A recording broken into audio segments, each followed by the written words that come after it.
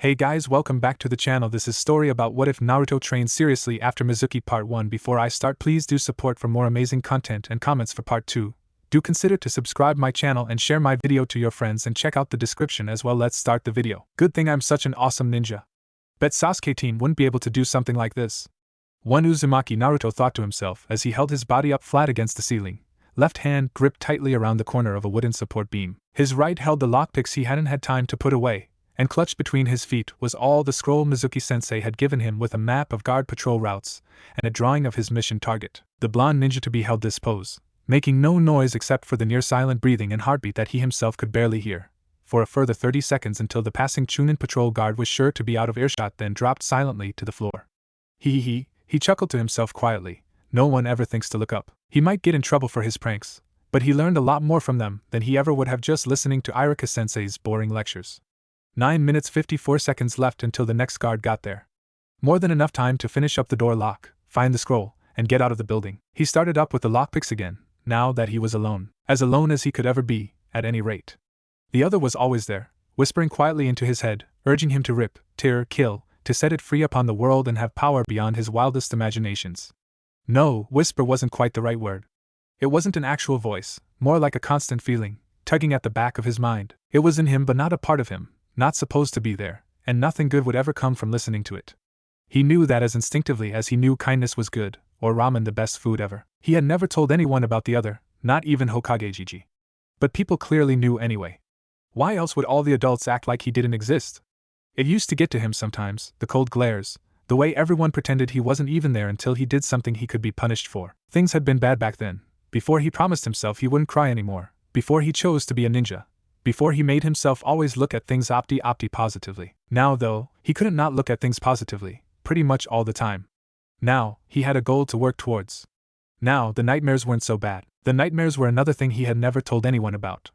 He knew the other caused them, every single night, and even now, though he would never admit it to anyone but himself, they still terrified him. Konoha in flames, everyone he knew, and everyone he didn't know, dying before his very eyes night after night, and the other laughing and forcing pure joy into his brain when he felt like vomiting.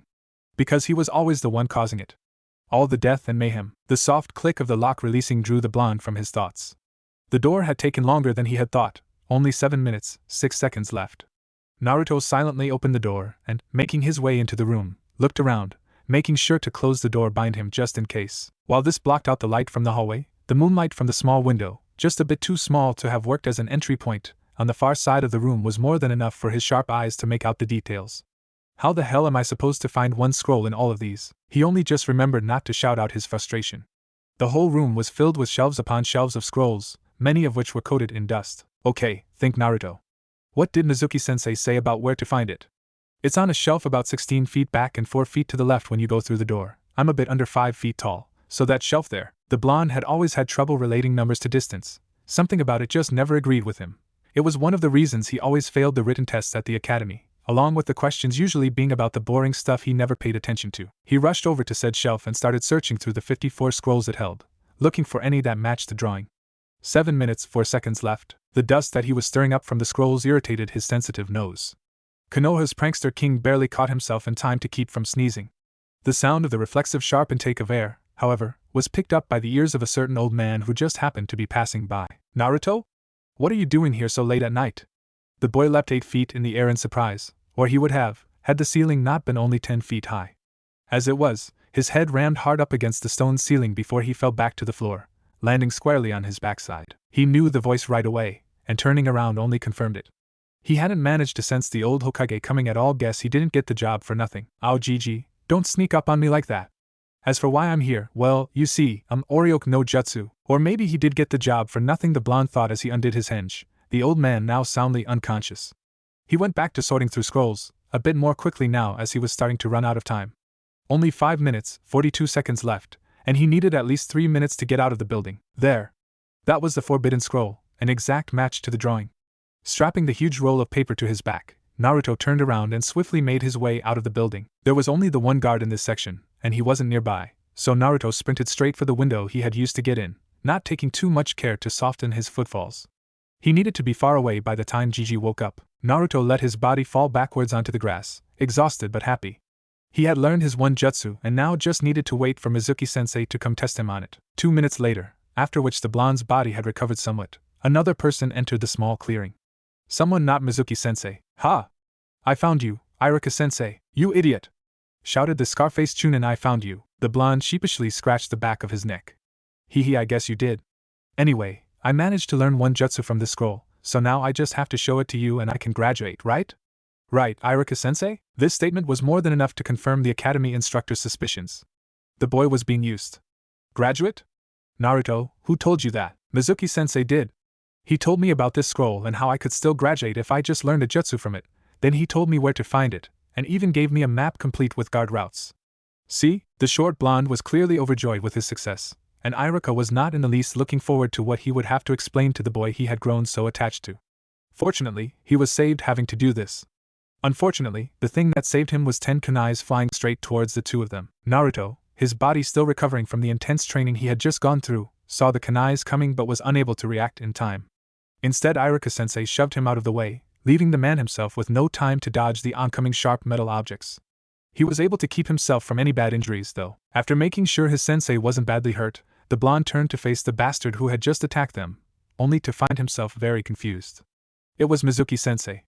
Mizuki-sensei had just tried to kill both of them. Good job finding the idiot. I see, so that's what's going on. Naruto, give me the scroll. Naruto! Whatever happens, don't give him the scroll. It's filled with dangerous jutsu. Mizuki used you to get his hands on it. In the back of his brain, the other was getting louder. Naruto, there's no point in you having that scroll. I'll tell you the truth. No. No, don't. You know about the Kyuubi attack 12 years ago, right? Mizuki. Stop this. What you don't know is that same day, a law was made, a law that only you, Naruto, are not allowed to know about. Naruto. Don't listen to him. The other was screaming now, so loud that it should have been drowning out everything, but somehow the voices of his two senseis, one terrified, loud, and panicked, the other calm, smooth, and triumphant, still reached him perfectly clearly. A law that no one is to say that you are the Kyuubi no Kitsune. Monster. Riptorkill. Stay away from him. Riptorkill. You are the Kyuubi no Kitsune. Riptorkill. The Kyuubi no Kitsune. Riptorkill. Shut up. For the briefest of moments, there was nothing. Even the the Kyuubi, was silent. But it was too brief. What's wrong? Does the little demon not want to accept what he really is? Well, I don't care. So hurry up and die, Kyuubi. He could see the giant shuriken clearly as it flew through the air towards him. Dodging out of the way wouldn't have been difficult, but did he really want to? If Uzumaki Naruto died tonight, no one would really miss him. Sure, Gigi, Iruka-sensei, old man Ichiraku, and I Am Nichin would probably be sad for a little while, but they had other people in their lives. They'd move on. No one else would really care. Hell, half the village would probably celebrate. Wouldn't it be worth giving up his life to fully remove the Kyuubi from this world? He wouldn't even have to do anything, just stand there and let Mizuki's oversized shuriken cleave through his neck. It would all be over soon. Schlick. There was the unmistakable sound of metal sliding into flesh, but the sudden burst of pain the blonde had expected never came. He was still alive. It took him a moment to realize what had just happened. Iruka-sensei? Why? The scarred Chunin, his face only inches from Naruto's own, was smiling, crying, and trying to hold back his pain all at once. I understand a bit of what you've been through. When my parents died, no one really seemed to care about me. I would act like an idiot, just to get people's attention. I was never very good in school, so it was all I could do to make people notice me. But the whole time I was always in so much pain. It must have been so painful for you too, Naruto, right? I'm so very sorry. If I had just paid a bit more attention, maybe you wouldn't have had to hurt so much. Ha! Don't lie to the damn Kyuubi brat, Iruka. You hate him just as much as I do. He's the one that killed your parents in the first place. The young demon container was horribly confused. He didn't know who to believe or what to think, so he did the only thing he could.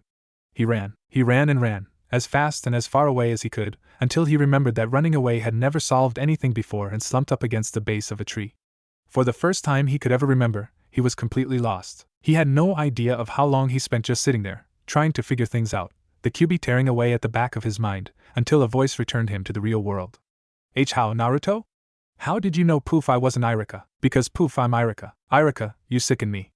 You'd even transform into the monster that killed your parents in order to protect him. I'll never let someone like you get their hands on the forbidden scroll. You idiot! Naruto's the same as me. With the secrets in that scroll, you can do anything. There's no way the Kyuubi wouldn't use that kind of power. You're right. Still behind the tree, having not moved an inch the entire time, Naruto felt like his heart had just broken. So that's it then. Even Iruka-sensei, deep down, doesn't acknowledge me. The QB would do something like that. But Naruto's different. He's one of my students. He may not be the best, but he always tries hard, and he never gives up. People may not accept him, but he knows what it's like to be in pain, and he's still here. He's not the QB at all. He's a future ninja of Konoha. He's Uzumaki Naruto. Iruka-sensei's words were like a bowl of fresh ramen to someone about to starve to death. No way could he just give up now. Not after everything he'd gone through. Not now that Iruka-sensei had finally accepted him. Kill himself? That wouldn't solve anything. Whatever, it was Mizuki team talking now. Iruka, I was going to get rid of you later, but now I've changed my mind. Just die. The young ninja in training didn't even think about it. He launched himself around the tree and, seeing the pale-haired bastard running at his sensei with his second giant shuriken ready for the kill, leapt directly in his path. It was so sudden that the traitorous jerk didn't even have time to react until after Naruto's foot had firmly implanted itself in his gut, sending them both flying in different directions. Why, you little, don't you dare lay a finger on Iruka-sensei! Or I'll kill you! He could feel himself overflowing with rage. The QB was laughing, but there was no way he was going to give in to that bastard Kitsune, even if he did end up killing Mizuki team. He was Uzumaki Naruto, damn it, and there was no way he was going to lose to some oversized fur ball. Ha! A stupid failure like you? I'll kill you in one hit. Just try it, you worthless piece of trash. I'll deal back any pain you give me 1,000 times over. Then do it, QB! Tajukage Bunshin no Jutsu. There was a huge burst of smoke, and suddenly over 1,000 grinning Narutos littered the area. Mizuki team was too terrified to even speak. What's wrong? All the clones said at once. Weren't you going to kill me in one hit? No? Well then, I'll go first. Nearly 15 minutes later, the boy's white-haired former instructor was little more than a bleeding, twitching lump of bruises on the ground. Daylight was beginning to creep into the sky. Hee, I guess I went a little too far. He gave Iruka-sensei a sheepish grin. Naruto, come over here a minute. The scar-faced Chunin was still sitting propped up against the tree. That wound in his back must have really been hurting him. I wanted to say thank you, Naruto, for saving my life. He was slowly making his way to his feet as he spoke, and tell you how proud I am of you for being who you are. What do you mean, Iruka-sensei?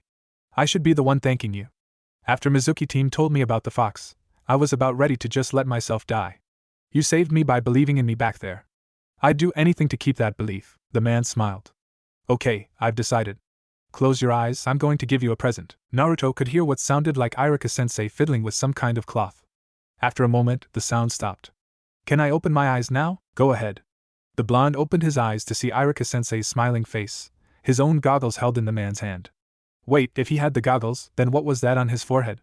And where was Iruka-sensei's? Hardly daring to believe it could be true, Naruto slowly moved his hand up to the object tied around his forehead, his fingers tracing the cool metal and the symbol of Konoha etched into it. This was what it felt like to really be happy, completely happy.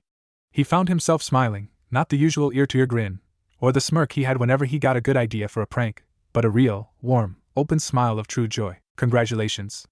You graduate. Let's celebrate. I'll take you to Ichiraku Ramen. Iruka-sensei. Naruto shouted, preparing to throw himself at the man and hug him and never ever let him go. That was when it happened. He heard it. The distinctive, unmistakable whistling sound of a kunai cutting through the air. He turned towards it. Too close. Too fast. No time to dodge. Then, again, Iruka-sensei was there, somehow, taking the sharp blade right in his shoulder. Mizuki had regained consciousness just long enough to throw that one deadly knife before passing out again. Iruka-sensei stumbled. He would have toppled over had Naruto not been there. The young ninja caught him and gently laid him down on the grass. Iruka-sensei, what's wrong? Will you be okay? Should I take you to the hospital? No cough, no time. Poison fast acting. Cough, cough, Naruto, I'll always believe in you. Cough, become Hokage you can. Iruka-sensei? Iruka-sensei? No, please, don't leave me. Not now that I'm just getting to know you. Iruka-sensei, look at that.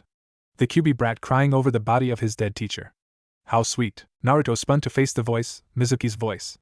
He could feel the tears streaming from his eyes, down his cheeks, across the whisker-like birthmarks that identified him to the world as the container of the QB. I'm going to kill you. It was strange. He should have been burning with anger and rage like he was before, but he wasn't. His mind had gone through too much in too short a time, and all he could feel was his grief, a strange calmness, and an absolute certainty that he was going to kill the monster in front of him. Naruto just stood there, glaring at the man relentlessly with blue eyes colder and harder than ice. Even as Mizuki got to his feet and started searching through his pouch for something, the boy didn't move. He did nothing as the man found what he was looking for, a vial full of a strange red substance, and drank it. As his muscles expanded to enormous sizes, tearing his clothes apart, Naruto simply kept his piercing blue eyes trained on Mizuki's. As his body changed even further, and he became some sort of tiger man, and he laughed, and started shouting about how he would crush everything in his way with the power given to him by Orochimaru-sama, the blonde kept up his calm, cold stare. Then the tiger man charged. Naruto summoned up all his chakra. He could still remember, perfectly clearly, one day in their second year when Iruka sensei had mentioned to the class about chakra overload. Just like there is chakra exhaustion, there is also chakra overload. If a ninja has more chakra flowing around inside his or her body than it can handle, then the body will start to tear itself apart from the inside as all that chakra tries to escape. Unlike chakra exhaustion, chakra overload is extremely rare, as it requires massive amounts of chakra on a level most Hokages never even have.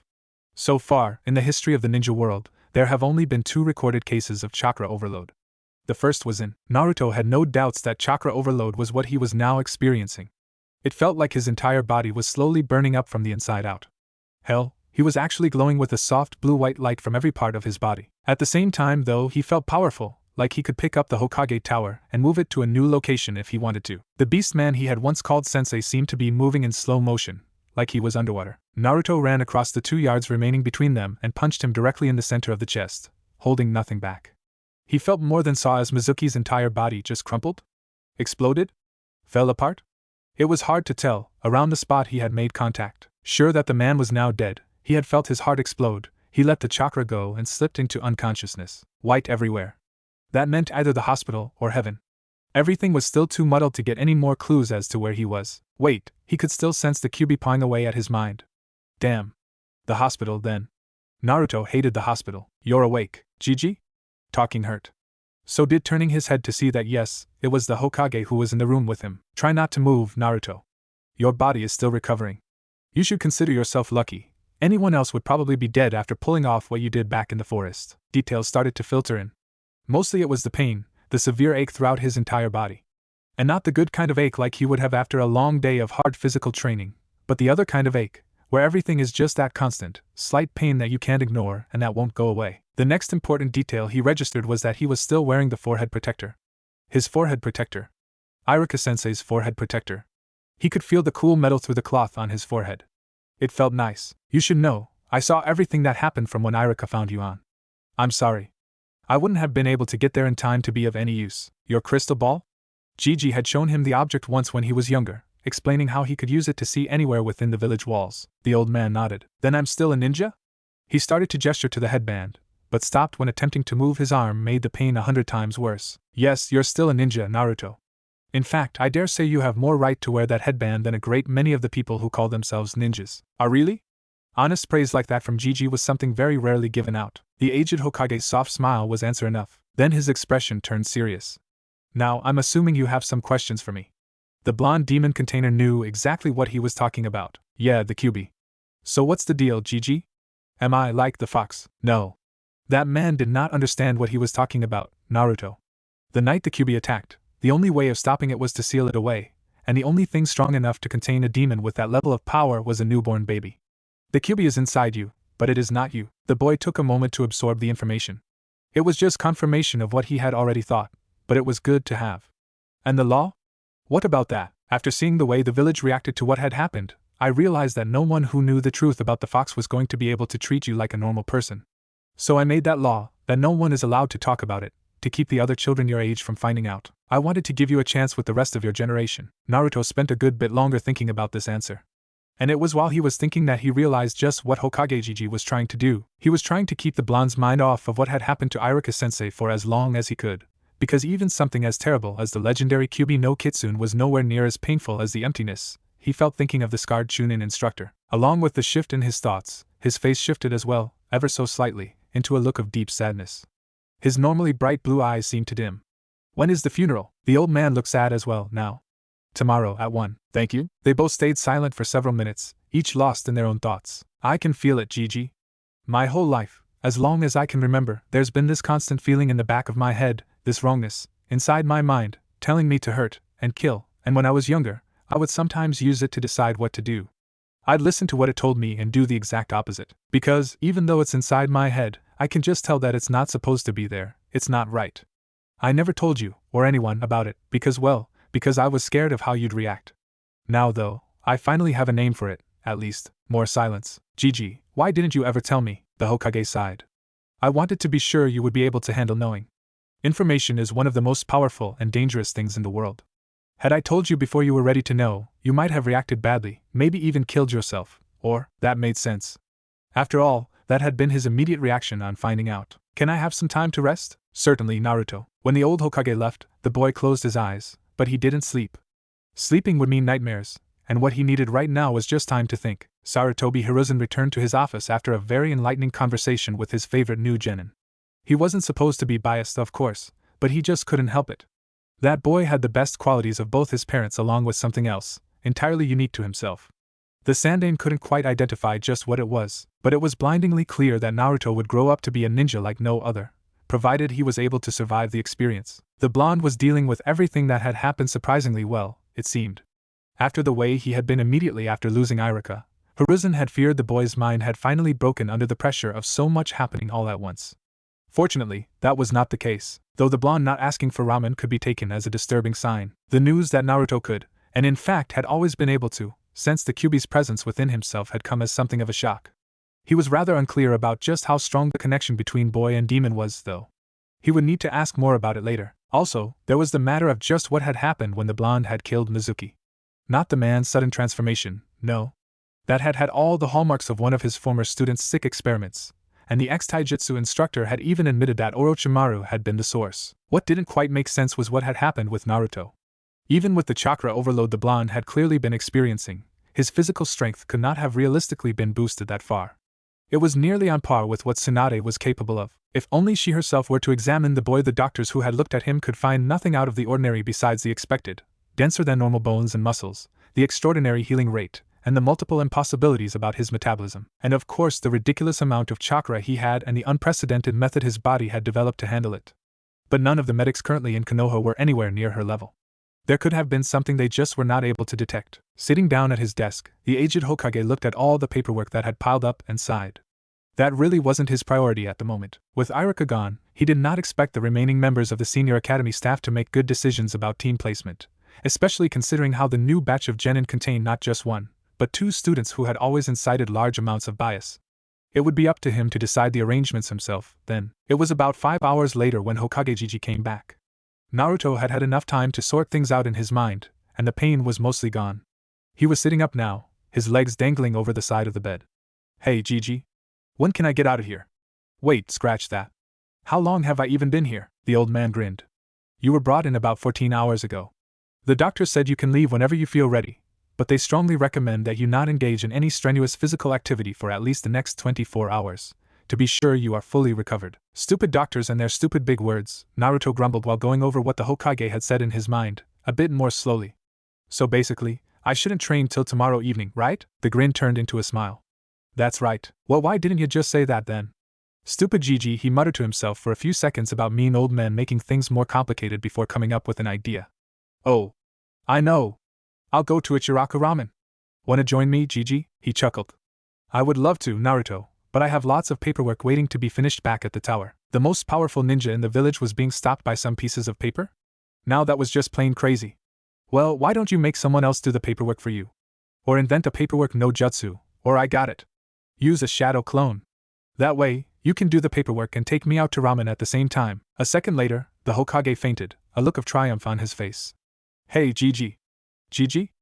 Doctor. Naruto had never really thought about the one set of black formal where he had mixed in with all the orange, white, blue, and red that filled the rest of his closet. Not until now. Now, standing with many others all dressed the same way. The forehead protector, his? Iruka-sensei's? He wasn't sure, was tied around his neck. His classmates and himself made up the first 2 rows. He stood closest to the coffin. None of them questioned it. They may not have liked him very much, but they couldn't deny that it was the blonde boy their teacher had the closest relationship with. Right next to him was a space where Jiji had been standing a moment before. He was wearing black, too. It was the first time Naruto had seen him not in his Hokage robes and hat. Behind them were rows upon rows of other people. People he had seen occasionally at the academy. People he might have glimpsed once or twice around Konoha. People he had never laid eyes on. All of them had known Iruka-sensei, he had counted. 487. 487 people who had all known him in some way. For once in his life, Naruto almost wished they were glaring at him. At any other time, most of them would. Because even those cold glares were better than the sadness he had seen in their eyes. Even now, with them standing behind him, he could feel it. The grief. The loss. We are gathered here today to mourn the death of Yamano Iruka.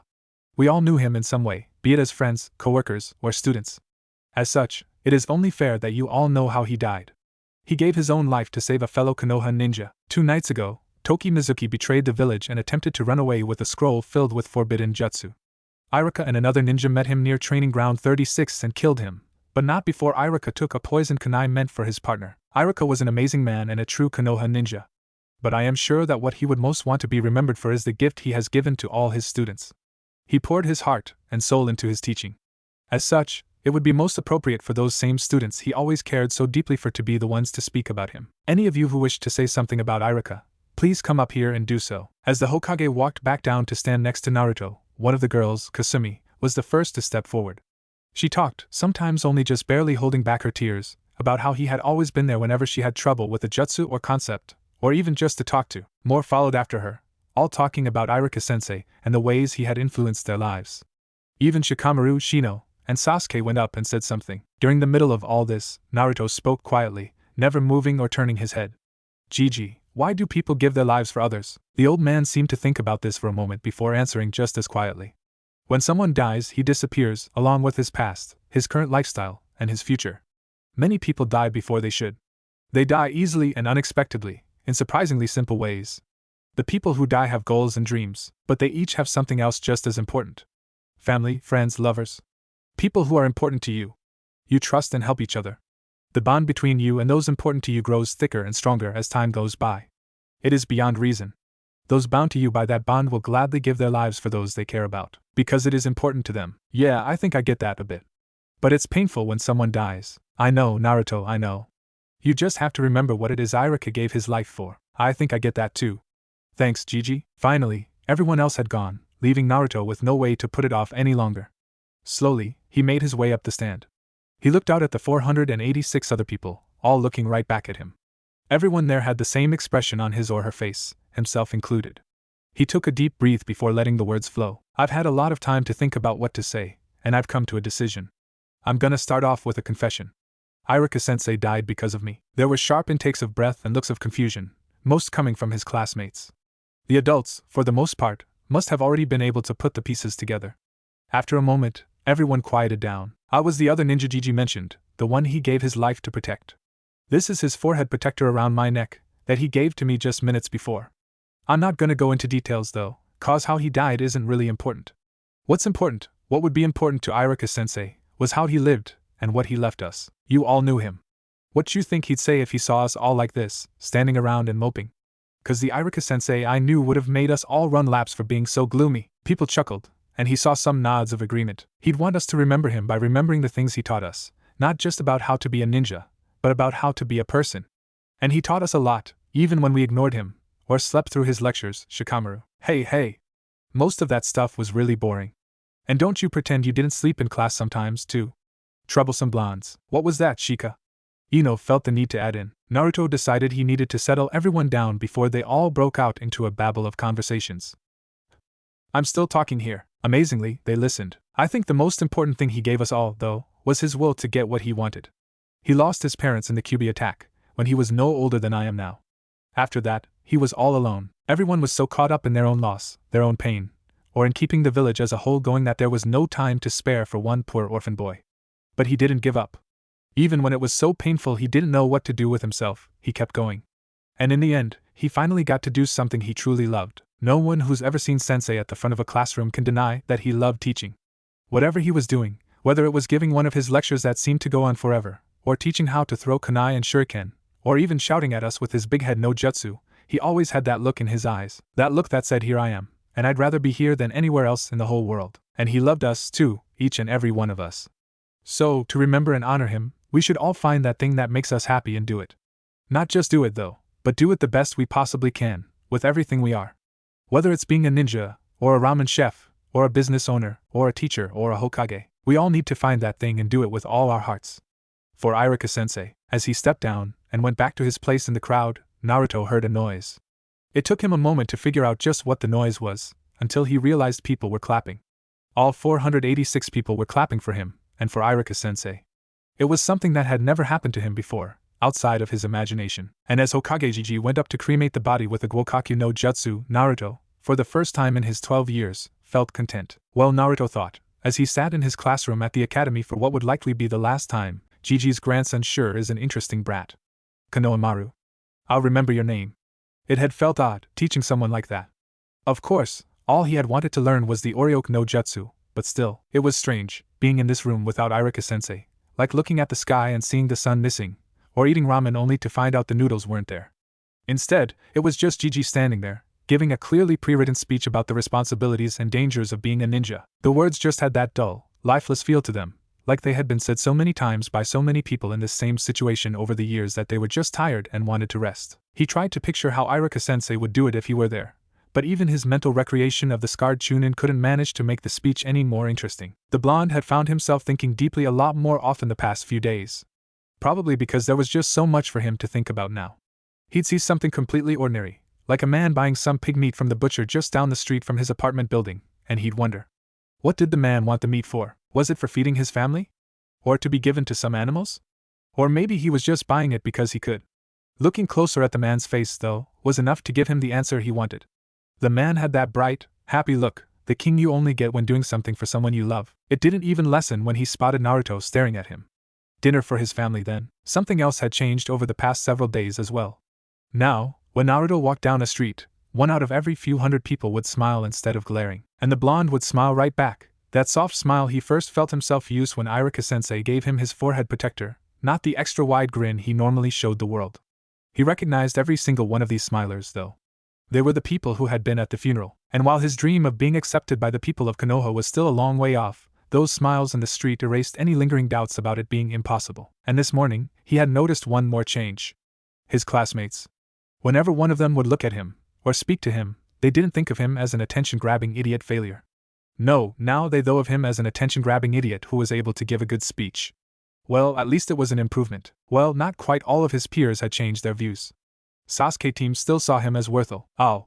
Right. Important fact, Gigi can throw chalk really hard. Naruto, please pay attention. I am going to announce your teams. Oh. Right. Sorry, Gigi. I'm listening. Very well. Team 1 will be, make that half listening, anyway. Kinda just partly paying attention so as to know who was with who and who he was with. The blonde would have been fine with just about anyone in his class, except for Sasuke team. Stupid bastard. Everyone loved him and thought he was so cool just because he had lost his family, and they had all been awesome ninjas, apparently. So everyone thought he would end up being an awesome ninja too, and bah. The thing that really pissed Naruto off, though, was the Uchiha's attitude, like he was above everyone else. He really wasn't that great, and the blonde promised himself that he'd prove it to him one day. Team 7 will be Uzumaki Naruto. As Gigi paused, the blonde boy suddenly found himself on the edge of his seat in suspense. The next two names out of the old man's mouth would be the people he had the best opportunity to become good friends with. It was really a moment that would affect the whole rest of his life in ways he couldn't even imagine, and the old man sure was pausing a long time. Yamanaka Ino. Ino? Why couldn't it be Sakura-chan? Well, not that he was complaining or anything, but Sakura-chan was just so pretty, while Ino was just a Sasuke freak. Well, as long as the bastard wasn't the third team member, things would turn out okay. And again Gigi was pausing a really long time between names. He hadn't done this for any of the first 6 teams. It was like the old man was doing it just to annoy him. Wait a sec. He was. He had that mischievous little glint in his eye. Stupid old man. I don't care if my pranking days are over, I'll get you for this somehow, Gigi. And Inuzuka Kiba. Ino and Kiba? Yeah, he could get along with them all right, and they were both pretty good ninjas, so there was no need to worry about anyone falling behind and dragging the team down or anything like that. Or quitting. They were some of the only ones in the class that Naruto could tell really wanted to be ninja. Oh, the old man had just announced Team 8 to be Hinata, Shikamaru, and Choji. And it looked like there wouldn't be a Team 9, something about last year's Team 9 still being there. Only 3 students were left now, so it seemed kind of silly to say who Team 10 was, but Gigi did it anyway. Shino, Sakura-chan, and the bastard. And that concludes this year's Genin team divisions. Your Jonin instructors will be arriving to pick you up after lunch. I recommend you use this period to become better acquainted with your comrades. Yup. Gigi was definitely annoying him on purpose, and he was definitely getting pranked for it later. Naruto had promised not to pull any more pranks, but Konohamaru hadn't. Now he'd just have to find the brat and teach him the wonderful art of the prank. Naruto. Only 2 people in the class had a voice that loud, and the blonde boy was one of them. Yeah, Kiba? he shouted back across the room. Come on over here already. Hokage-sama said we should get to know each other better. Oh, so that was what all those big words Gigi had used meant. Okay. Coming right over. Naruto decided to take the fastest route, namely the air. That way, he could get there quickly, wouldn't have to bother with pushing his way through the crowd, and it would look cool. Of course, he didn't stop to think about how, when jumping across a crowded room, one can't be sure the spot they plan on landing in is empty. This turned out to be the case when the blonde-haired blue-eyed boy crashed straight into the class's only blonde-haired blue-eyed girl. Naturally, the sound of the two hitting drew the attention of all 35 other people in the room, 25 genin, 1 Hokage, and 9 hidden Jonin senseis. And 1 dog. The scene they saw caused one young Hyuga girl to turn beet red, let out a quiet eep and faint. Somehow, Naruto had managed to land directly on top of a startled Ino, their lips pressed together in a completely involuntary kiss. Also, both of them had their mouths open slightly. For several seconds it was like the world had frozen. Then, met off the sound had come from the girl on the floor. The boy on top of her took 2 more additional seconds to process that she was, in fact, trying to speak, and that it would be completely impossible for her to do so with his tongue in her mouth and vice versa. On realizing this, he swiftly pulled his face off of hers. Huh! The boy's brain wasn't quite functioning properly at the moment, or he would have been able to properly interpret the look of pure rage on the girl's face. I said, "Get off." The words didn't quite have the force she had hoped for. Something to do with not enough air getting into her lungs because of the heavy weight on top of them. Oh, I'm sorry. Only now was Naruto beginning to understand what had just happened. Naruto, you idiot! Be a bit more careful next time you want to try and show off, would you? I was saving my first kiss for Sasuke-kun, you clumsy fool. And you seriously need to start laying off the ramen. I swear, you weigh as much as Chuji. Each insult was emphasized with a fist to the top of the boy's head. What was that? Oh, nothing, Chuji. But as for you, I'll have you know this is all good, solid, hard-earned muscle. And what's so great about Sasuke team, anyway? I could pound his face in any day of the week. Don't insult Sasuke-kun like that, you. Knock it off, you too. Kiba chose that moment to intervene before his new teammates decided to kill each other. From on top of his head, Akamaru echoed his partner's sentiments with a couple of sharp barks. It was an accident. Don't go tearing each other to pieces because of it. More than anything else, it was the fact that Kiba was acting as the voice of reason that managed to calm them down. Sorry, Ino. The blonde apologized. Sorry, Naruto. The other blonde apologized. As it always did when he was embarrassed, the short boy's right hand went up to scratch at the back of his neck. So, since that was mostly my fault, why don't you pick where we go for lunch? So, guys, what you want to talk about? Naruto asked, grinning at his 2 teammates. The 3 genin of the newly formed Team 7 were sitting on the academy roof in a sort of triangle shape, each with a bento box in front of them. Well, actually, the small boy had 2 bento boxes in front of him, and Kiba had a can of meat for Akamaru as well. There had been a silent agreement between the 3 to leave ninja-related things out of the conversation. This time was for learning about each other on a more personal level. Well, said the dog boy, let's start with asking why you brought so much food. What, I can't have a big lunch. It's not like I couldn't afford it. Now that we're ninjas, I'm sure we'll be making lots of money. He had brought a lot of food, though. 2 rice balls, 2 turkey ham tomato and cheese sandwiches, 2 oranges, and 2 cartons of milk. And since we're talking about lunches, Ino, what the hell is that supposed to be? Immediately after asking this, he bit off nearly a quarter of his first sandwich. From her bento box, the girl had taken a cube of tofu and a leaf of lettuce, leaving the box empty. My lunch, of course. In case you didn't notice earlier, I'm a girl. I need to stick to my diet if I want to keep my figure and impress Sasuke-kun. The 2 boys of Team 7 looked at each other and rolled their eyes simultaneously. Then another quarter of Naruto's sandwich vanished. Kiba tore into a chicken leg and took off a corner of her tofu cube. Hey Naruto, I've always meant to ask, this was Kiba again, having just swallowed his first hunk of meat, do you have a pet fox or something? 'Cause you've always got this fox scent around you. The cubey container froze momentarily. Fortunately, neither of the others noticed, because he immediately started to choke on the large clump of rice he had just put in his mouth. The short time spent not able to breathe was enough to calm his briefly panicking mind. What do you mean, fox scent? And what are you sniffing me for anyway? The boy accused. I mean exactly what I said. Inuzuka clan members have a heightened sense of smell. I can't help it. And Akamaru can tell too. You smell like a fox who went for a bath in a bowl of miso ramen. The small white dog stopped tearing at his own meat long enough to yip his agreement. He wasn't quite sure how to respond to that last bit, so he chose to just ignore it. Anyway, I don't have any pets, unless you count Aki-kun, but he's a plant. I think there's a family of foxes living near one of my favorite training spots, though. Would that explain it? Kiba nodded. Team 7's Kunoichi decided to make herself heard. Plant? You like gardening, Naruto? Unfortunately, she had caught him with a slice of orange in his mouth. Ma. I ani mththn though. Huh. This came from both of the other two. He took a moment to finish chewing. Yeah. I've only got the one though. Not enough room in my apartment for any more. Do you like to garden, Ino? Yep. My parents own a flower store, so I've been around plants my whole life. Oh yeah. Yamanaka Flowers, of course. I remember that place now. There was this one time, about a year ago, when Konoha's prankster king trailed off, concluding that that particular story would be best told in other company. Yes? The other blonde asked, the slightest hint of a threat behind the inquiry. Never mind. New topic. He swiftly turned to the other boy. So, Kiba, your family is, like, a family of dog ninjas or something? Oh no! You're not getting off that easy. That slight hint of threat had become much more obvious. When you what, Naruto? He looked to his fellow male for help, but both Kiba and his partner were busy eating. When I snuck in and poured orange dye in the washing machine while it was running, please don't kill me. As soon as Ino figured out what the other blonde had just said, she threw herself at him, intent on giving him a beating for ruining her clothes. Naruto immediately leapt to his feet, and she started to chase him in circles around Kiba. The boy and his dog looked at each other and sighed. Then the Inuzuka decided to take advantage of the opportunity by stealing Naruto's remaining rice ball. He brought it to his mouth. Yoink! The blue-eyed boy stole his food back, stuffing it straight into his own gaping hole. However, he had come a bit too close to Kiba, and his leg got tangled up in the other's jacket, resulting in him spinning around to face the other direction. Ino, of course, was not expecting this sudden turnaround and stop and slammed straight into him. The end result was much like what had happened back in the classroom, except that Ino was now on top, and the rice ball was filling both their mouths. 30 seconds later, both had agreed to pretend it had never happened. Anyway, you both probably know I'm an orphan. Been living on my own since I can't quite remember. Hokage Gigi was really the only person in my life when I was younger, besides the Ikarakas, so it really isn't surprising that I want to be just like him. Well, except for the smoking. And the old age.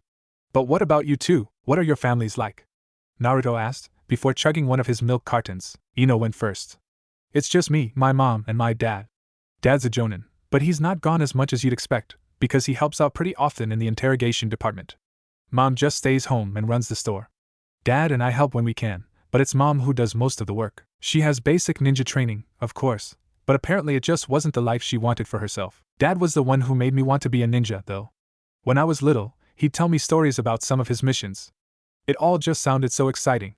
Saving people, stopping bandits, everything. Not too long after I started the academy, I met Forehead Girl, and we were best friends for a while, till we started fighting over Sasuke-kun. And that's my life in a nutshell. My turn, I guess, Kiba said. I've got my mom, my sister, and all the dogs. Dad used to be around too, but Mom, well, she can be kind of forceful sometimes, and apparently it was a bit too much for him. I think I was about 5 then, so I don't remember too well. Mom's a jonin, and she's actually the best tracker in the village, so she and Kuramaru go out with the hunter neens pretty often to help them catch missing neens. Hana's 18 and a chunin. She mostly stays in the village though, cause she's the only veterinarian in Konoha. As for me becoming a ninja, there was never really anything else. The whole clan has been ninjas all the way back to the time of the show Dai. But I get the feeling that ninja life is something I can enjoy, don't you think so too, Akamaru? Arf. By this time, all 4 had finished their lunches and begun cleaning up. Well, this was Ino. I say the first thing we do after meeting out Jonin Sensei is go shopping. The other 2 looked at her like she was crazy. I mean it, you too. You boys have no fashion sense. I absolutely refuse to be on a team with someone wearing that. She pointed to Naruto. Predictably, the boy took offense to this. What the hell's wrong with my jacket? It's orange. The look she gave him said quite clearly, just how stupid are you? He just as clearly missaid look. So? Orange is awesome. Way better than that stupid purple thing you're wearing. Guys? Kiba tried to interject. Now Ino was furious. No one insults her clothes. She took a threatening step forward. I will not allow that monstrosity of a piece of clothing on my team. And the pants will have to go too, guys? He was ignored again. Your team? Your team? This is definitely not your team. It's our team, or our sensei's team. That comment had really pissed Naruto off, if the small wisps of chakra leaking off him were anything to go by. Their faces were now only inches apart. Guys! The third teammate shouted. They both rounded on him. What? It's time to go, he reminded them. Oh, both said. Sorry, Naruto. About the clothing and the team comment. I didn't mean it. I just get a bit riled up when people insult my clothes. I'm sorry too, Ino. I'll try to keep that in mind about you and clothing. Team 7 turned and headed back inside, Kiba in front, Naruto in back. But that purple thing really is stupid looking. She immediately rounded on her fellow blonde, only to find him smiling at her. Hee hee. Just kidding. Ino smiled in return. Sitting in between his 2 new teammates, Naruto couldn't help but think that finally, after 12 years of suffering, his life was starting to look up. He liked Ino and Kiba. Well, most of the time, anyway. The blue-eyed girl seemed able to get on his nerves in a way even Sasuke team had never managed, and her obsession with the pretty boy Uchiha was really annoying. Kiba, though, he didn't see himself having any problems getting along with, because they were just so similar personality-wise. He turned to face the door, along with all the other new genin, except Shikamaru, who had somehow managed to fall asleep in the 2 minutes since he had sat down, when 8 men and women, all clearly jonin, walked into the room and stood at the front of the class in a line, facing them. One by one, they called their teams to them and left the room. Naruto looked ahead to the 7th person in the lineup. He was a tall, dark-skinned man with a thick beard smoking a cigarette. Ugh. The boy could smell the vile thing from this far away, and it was all he could do not to gag. Next to him, Kiba and Akamaru seemed to be in the same state, if not worse. Team 7, come with me. Damn. They did have the smoking man. Oh well. Hopefully his teaching would make up for his stench. Oh, Asuma led his new genin team to a training ground about 10 miles from the academy. He made sure to keep his pace at something the fresh ninjas would be able to follow. When they arrived at the main clearing of Training Ground 3, Kakashi would probably kill him when the man found out he had stolen it. He saw that the results of his impromptu test were exactly as he had expected. Uzumaki was perfectly fresh, as though he had just been on a brisk jog. The Inuzuka was breathing heavily but trying to hide it, and the team's kunoichi would probably need a moment or two to recover. He had watched the 3 of them interacting on the academy roof during lunch earlier that day and found himself pleasantly surprised. For a fresh genin team, they got along with one another pretty well. But more on that later. Now it was time for what was known as introduction time. Right, now that we're all comfortably settled, I think it's time we got to know each other. My name is Sarutobi Asuma. I enjoy playing strategy games like Shogi and Go, along with smoking my cigarettes. My favorite color is brown. I don't like parents who try and control their kids' lives, and I have absolutely zero tolerance for anyone who would threaten Konoha and Fire Country. My dream for the future is to one day settle down and retire, maybe have a kid or 2 of my own. Sarutobi? Are you related to Jiji and Konohamaru then? The blonde boy blurted out as soon as he finished. Figures the kid would pick up on that bit. That's right, Naruto. Hokage-sama is my father, and Konohamaru is my nephew. Now, I was going to let you go next, but after that outburst I've changed my mind. Kiba, you go. I'm Inuzuka Kiba, and this here is Akamaru. The boy's partner added in his own bark of introduction. I like spending time with Akamaru, especially going for runs through the woods with just the 2 of us. I also enjoy being with my family, except for when Hana starts teasing me about stuff.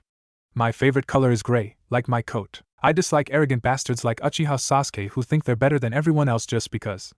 And my dream for the future is to show the world that I'm gonna be a great ninja and a proud member of the Inuzuka clan. When the dog boy had mentioned the last Uchiha, Asuma had found himself needing to send a harsh glare at the team kunoichi to keep her from interjecting.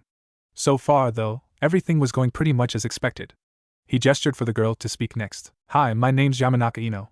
I like Sasuke-kun, flowers, gardening, helping out in my family's flower shop, and Sasuke-kun. My favorite color is purple.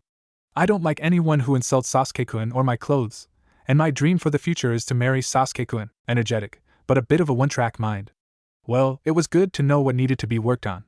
Only one left now, and if half the stories his dad had told him were true, the Jonin would probably find himself wanting new eardrums before the fox boy finished. Finally, Naruto leapt to his feet. My name is Uzumaki Naruto. I like ramen, Konoha, and training. I really like the ramen they serve at Ichiraku Ramen, Hokage Jiji. Old man Ichiraku, I am Michin, and playing pranks. Jiji made me promise to stop the pranks now that I'm a ninja, though his face fell briefly before springing back into a huge grin just as fast. My favorite color is orange. I don't like the 3 minutes I have to wait for the water to heat up when making instant ramen. I'm starting to really dislike the smell of cigarettes, and I really don't like stupid Sasuke team. He's such a stuck-up bastard, like Kiba said, and he's always just off brooding by himself, so obsessed with what he lost that he doesn't realize what he had, or what he has now. I hate traitors. Anyone willing to betray the people who love and care about them isn't worth the spit from my mouth. My dream for the future is to make Iruka-sensei proud of me and become the greatest Hokage ever. And to try every flavor of ramen. That last bit had been tacked on almost as an afterthought. While Asuma did indeed find his eardrums ringing, he was also quite surprised. Apparently, the death of that academy instructor had affected the boy greatly, more so than he normally let the world see. Uzumaki Naruto, a psychologist, would have a field day with that kid. Anyway, now he had 3 cute potential genin, and 1 dog all staring up at him, wanting to know what they were doing next. Very good, you 3. I think we'll all get along just fine. But before we do anything else, there's something you should know, for inquiring gazes locked onto his own. You see, you 3 aren't actually genin yet. He braced himself. What? Damn, these 3 could be loud. His dad must have heard that all the way over in the Hokage Tower. That's right. The test at the academy was just to get rid of the ones who never had a chance. Tomorrow, all the newly assigned teams will be given their own test. Pass, and you are officially instated as Genin of Konoha. Fail, and it's right back to another year at the academy. The expressions of dread on each of their faces were priceless. If only he'd brought a camera. This test, though, is extremely difficult, with an approximate 66.6% fail rate. Huh? What do you mean an approximate 66.6% fail rate? This was from Naruto, who now looked confused. The other two just looked more horrified. While he didn't love this part quite as much as Kakashi, the Jonin couldn't help but admit to himself that it was kind of fun. I mean that, out of your graduating class of 27 students, only 9 are likely to become ninjas. But the expected fearful look never showed on the blonde boy's face. The other two, yes, but he was different. And it was at this moment that Asuma first realized just how different Uzumaki Naruto really was. No, the Kyuubi Jinchuriki wasn't frightened at all. He was determined. And excited. Well, bring it on. We're ready, right, Ino, Kiba, Akamaru? Right, Arf. And his determination and excitement sort of flowed into the other two, leaving the Hokage's son with 3 resolved, serious genin, and 1 dog. He laughed, resulting in 3 puzzled genin, and 1 dog. That's great that you feel that way, but the test isn't until tomorrow. Meet here at 8 o'clock sharp, and we'll discuss the details then. For now, you're dismissed. And he shined away. Not really, though. He had just gone into the trees and was watching to see what would happen next. Predictably, Naruto was the first to voice his opinion. Hey, why don't we all hang around for a bit and try and think up some ideas for this test, whatever it is? And we can explore the training ground, too. Get to know the terrain, like Iruka sensei taught us. The other two looked surprised at that last part. Kiba was the one to speak. Naruto? Weren't you asleep for that lecture? The short boy gave his teammate a strange look. Probably. But ever since sensei died, I've been remembering bits and pieces of the stuff he'd teach us, stuff I never really learned when he was alive. All 3 became a bit downcast. As seemed to be becoming a dependable occurrence, Naruto was the first to perk back up. So, what'd you say? Want to check the place out? The other two's faces morphed into apologetic looks. I'd like to, and it's a good idea, but I promised Mom I'd go straight home as soon as possible. She'd skin me alive if I disobeyed. The dog barked out his agreement. Forehead said she wanted to talk to me after team meetings. Said it was important. But hey, why don't we all meet back here later this evening, say around 6? Sure, 6 sounds okay. Kiba agreed. Yeah. The orange-clad boy was practically glowing with happiness. Well, see ya. Yeah, see ya then. Later. Asuma had a good feeling about these 3. Of course, final judgment would be reserved until after the test, but still, and as much as he enjoyed watching them together, he knew he'd have to force himself to stay away later that night. If they were going to use that time to prepare, it would be unfair of him to spy on them. After all, they'd need every advantage they could get come tomorrow morning. As Inuzuka Kiba made his way toward Training Ground 3 at 7:30 in the morning, he felt confident and excited about the upcoming test. He had slept well the night before and woken up a bit early to fit in a decent breakfast, because eating just before something that would likely involve strenuous physical activity was something only an idiot would do. The Dognin's current plan was to arrive at the training field a bit early, and use the time to warm up while waiting for the test to start. Arf arf f woof. Just last week, I would never have dreamed about being happy to spend time with the infamous Uzumaki Naruto and a member of the Uchiha's fan club. His white-furred partner spoke up from inside his jacket. I know, Akamaru. Crazy, isn't it? I mean, who would have thought that a loud idiot like Naruto would be so fun to hang with? And Ino's really pretty neat too, as long as she and the Baka aren't at each other's throats, he answered. The evening meeting had gone pretty well, except for his having to step in 5 different times to stop his teammates from killing each other. They had started off speculating as to just what the test might be and combining stuff Hananizan and his mom had told him, a few things Ino had overheard her dad talking about over the years, and several minor details Naruto remembered from Iruka sensei's lectures. Seriously, though, the boy's memory was just plain freaky when it came to sensei, especially considering that he had slept through more than half the stuff he remembered. They concluded that it would most likely pit the 3 of them together against Asuma sensei in some form of combat. Once they figured that out, the genin of Team 7 made the obvious choice of figuring out where each of them stood in terms of ninja abilities, so they could plan more effectively. His blonde teammates had really managed to surprise him. When they did one-on-one taijutsu spars, Ino had kicked both boys' asses with her superior technique, until she started getting tired anyway. And that Shintenshin no jutsu of hers had been just plain creepy. When she had gone to demonstrate it, Naruto had refused point-blank to be a target. Somehow, that had gotten the Kunoichi angry at him and led to their 3rd shouting match. It also resulted in Kiba being on the receiving end of the jutsu. Feeling his body responding to someone else's commands and not his own was the weirdest thing he had ever experienced. Then there was Naruto. He had always thought of the short blonde as nothing more than a weak, noisy loser who liked to exaggerate his own skills, boast about how he'd become Hokage, and pull pranks. Now, though it had started with his speech at Iruka sensei's funeral, something in the way he talked made it impossible not to realize just how true the words were, and he just sort of drew you in.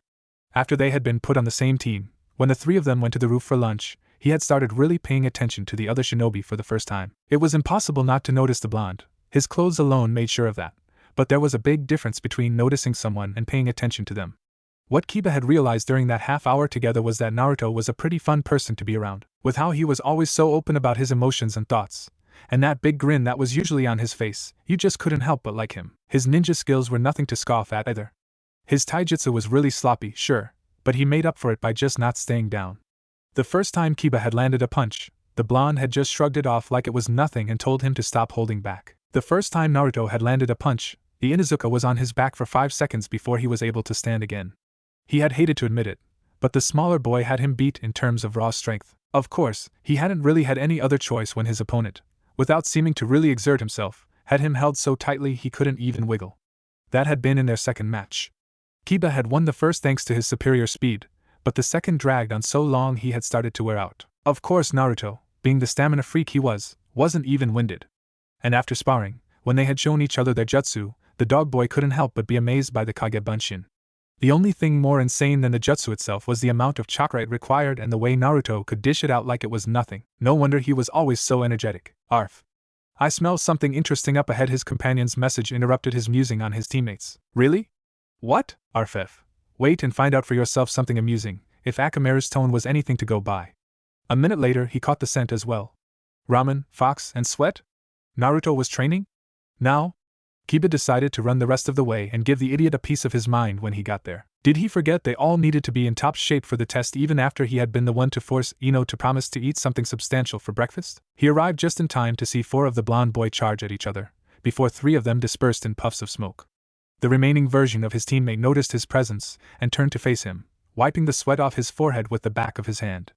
Hey Kiba, morning, I was just doing a bit of training while I waited for you and Ino to show up. The dog boy was about to answer when, out of nowhere, a fist impacted powerfully with the smaller boy's cheek, sending him flying before he burst into smoke. Are you the real you then? He asked, after seeing his teammate punch himself. Yeah. Anyway, Asuma-sensei should be here in about 20 minutes. I'm gonna go relax over by the stone for a bit. By the stone, he meant the memorial stone, with all the names carved into it. The genin had noticed it last night when they were getting ready to leave. Hey Ino, Kiba. Come look at this. The blonde boy was standing in front of the large, oddly shaped rock near the trees. They both took notice of his somber tone of voice. What about it? Ino asked. It has a bunch of names carved into it. The last one is Iruka sensei's. The other 2 members of Team 7 had come to a silent agreement to not ask Naruto about what had happened that night. The pain was still obvious in his face and voice whenever the man came up. Hey, you're right, Kiba said, now standing next to the other boy. He could barely make it out in the fading light, but the final name on the stone was indeed Yumino Iruka. Sensei's name was just carved in recently. It was the quietest either of the other 2 had ever heard Naruto speak. Really? How can you tell? Ino asked. He turned to her, blue eyes full of sadness in the dim light. The stone is rougher. It hasn't had time to smooth out any. Kiba spent a moment thinking about this before responding. You can see that kind of detail in this light? Wow, you must have good night vision. Still, I wonder what this stone is for. A memorial to all the fallen Konoha ninjas, maybe? Ino voiced the thought they were all thinking. Her answer came from behind the 3 genin. Close. Anyone who gives their life protecting the village has their name put on this stone. The solemn voice caught them completely by surprise. Ah. They spun around to find a tall, silver-haired man in jonin garb.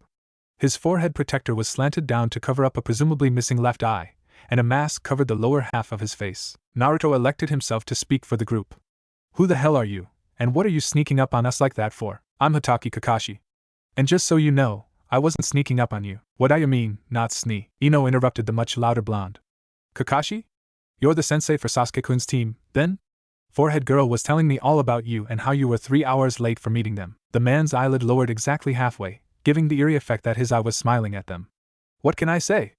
I got lost on the road of life. After giving the genin a moment to glare at him for the sheer lameness of his excuse, he continued. As far as being a sensei, well, it depends on whether my cute new genin are able to survive my test tomorrow.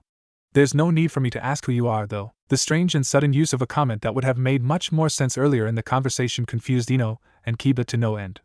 The team knucklehead, though, seemed to take offense at something, if the abrupt shift in his posture and tone were any indication. And just what the hell is that supposed to mean? The tall man just did that creepy eye smile again. You're obviously Asuma's own trio of cute potential genin, of course. Anyway, I believe you three were looking at the memorial stone earlier. Please don't let me interrupt you. Their attention returned once more to the engraved, polished hunk of rock before them.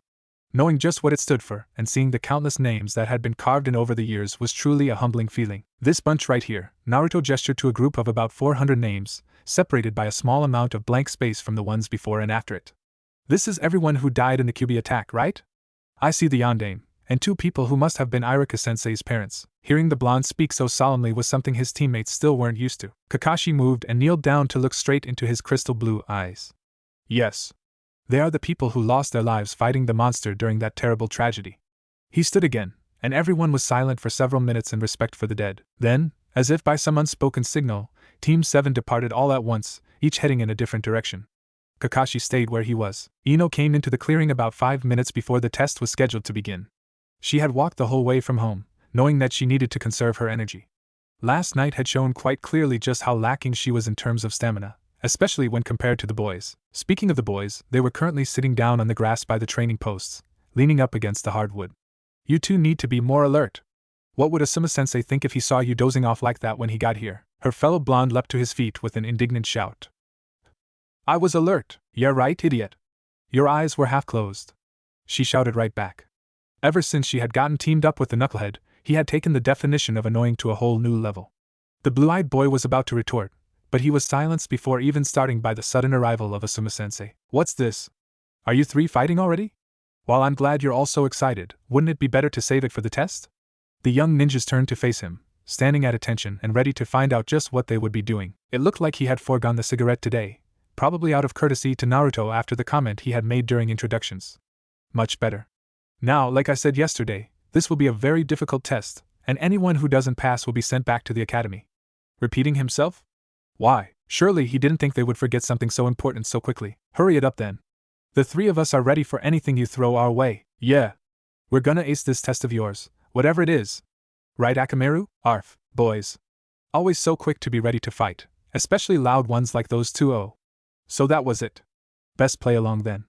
Was she ever glad her dad had started teaching her psychology earlier that year? Ino moved to stand in between the two of them. Bring it on, Asuma-sensei. She could detect the faintest hint of triumph in the Jonin's chuckle. Gotcha. Now if only I knew just why you want us all riled up. Okay. For this test, the three of you will be up against me in combat. Well, it seemed their guess was correct. All those traps Naruto had set up would probably come in pretty handy soon. The three genins sank into combat stances instantly. Hold on a minute. I haven't finished explaining the rules. They returned to normal. You see, to pass this test, you have to land a hit on me, or something equivalent, in one fashion or another. Doesn't matter if it's taijutsu, kunai or shuriken, ninjutsu, whatever. You just have to land it or get me into a situation where a hit would be inevitable. There's a catch, though. Their heads perked up. 2 catches, actually. First, you only have until 8:30. And second, only the first 2 of you to hit me will pass. What? Hey, that's not fair. Grrrff. Ino figured it out but decided not to let anyone know for the time being. Yeah. What happened to us being a team? Sorry. One of you's got to go back. That's the rules. He didn't look sorry. Naruto was angry. Grr, stupid rules. When I become Hokage, that'll be the first thing to go. Kiba and Akamaru stayed silent, but were clearly just as upset. All right, Asuma-sensei said after a moment. Ready, set, start. The boys would have leapt off in opposite directions then, and there had it not been for Ino grabbing tightly onto each of their forearms. And just where do you two think you're going? Ino, let go. You're wasting time. Kiba was a bit nervous. Sorry. It looks like we won't be working together for this after all. She smirked at Asuma-sensei. You idiots. The kunoichi shouted, removing her hands from their arms to bonk them on the heads. Pay a bit more attention, would you? Huh, wah, arf, she sighed. Yesterday, Asuma-sensei said that every 2 out of 3 teams failed this test. Now he's saying that 1 out of 3 genin fails it. So? The boys asked as one. So, he's trying to trick us. Remember how last night we guessed it would probably be a test to see how we work together? Well, we were right, just not the way we thought. Instead of seeing how we fight together, he's trying to how willing we are to fight together. Are we ready to keep working as a team, even knowing one of us won't be around much longer? Can we stay true to each other even when our dreams are on the line? That's what this test is really about, right, Asuma-sensei? The other 2 looked at her, then at their sensei, then back to her, then back to him again, waiting angrily for confirmation. She's right. Well, I gave it a try. Then he mumbled, but not so quietly that they couldn't make it out. I told Kakashi it wouldn't work on these 3. Anyways, you all pass. Good work, Naruto, Kiba, Akamaru. Woohoo! We did it! We passed! We're ninjas!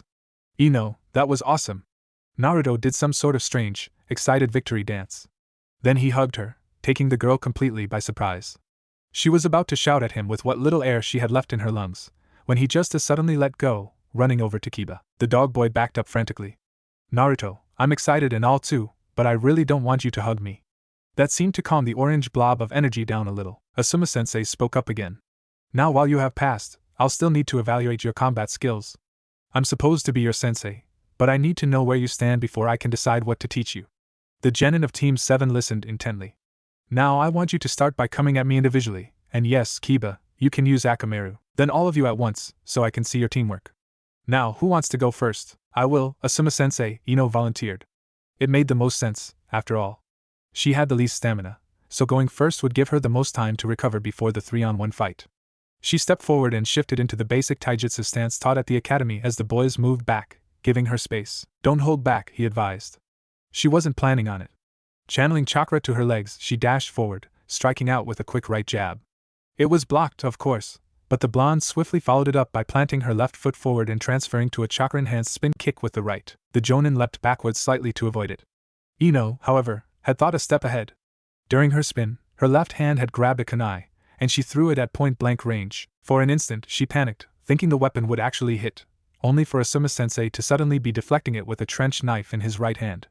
Amazing, she hadn't even seen a trace of movement, he was so fast. This time, the jonin came at her, apparently wanting to test her defense, but Ino was having none of it. Dropping low, she went to sweep out his legs. The blonde didn't bother adding chakra to this one, as she hadn't planned for it to hit, just to get him in the air again. Of course, realistically, none of these blows had any chance of hitting unless Asuma-sensei let them, but never mind. Before his feet touched the ground, she tried for a straight punch to the stomach. Blocked again. Immediately, she followed up with a knife hand to the neck. The man punished her for leaving herself open like that with a swift knee to the side. Things continued in this fashion for about 10 minutes, her attacking, him blocking or dodging and giving her reminders whenever she left too wide of an opening, with the occasional kunai or shuriken thrown in to mix things up.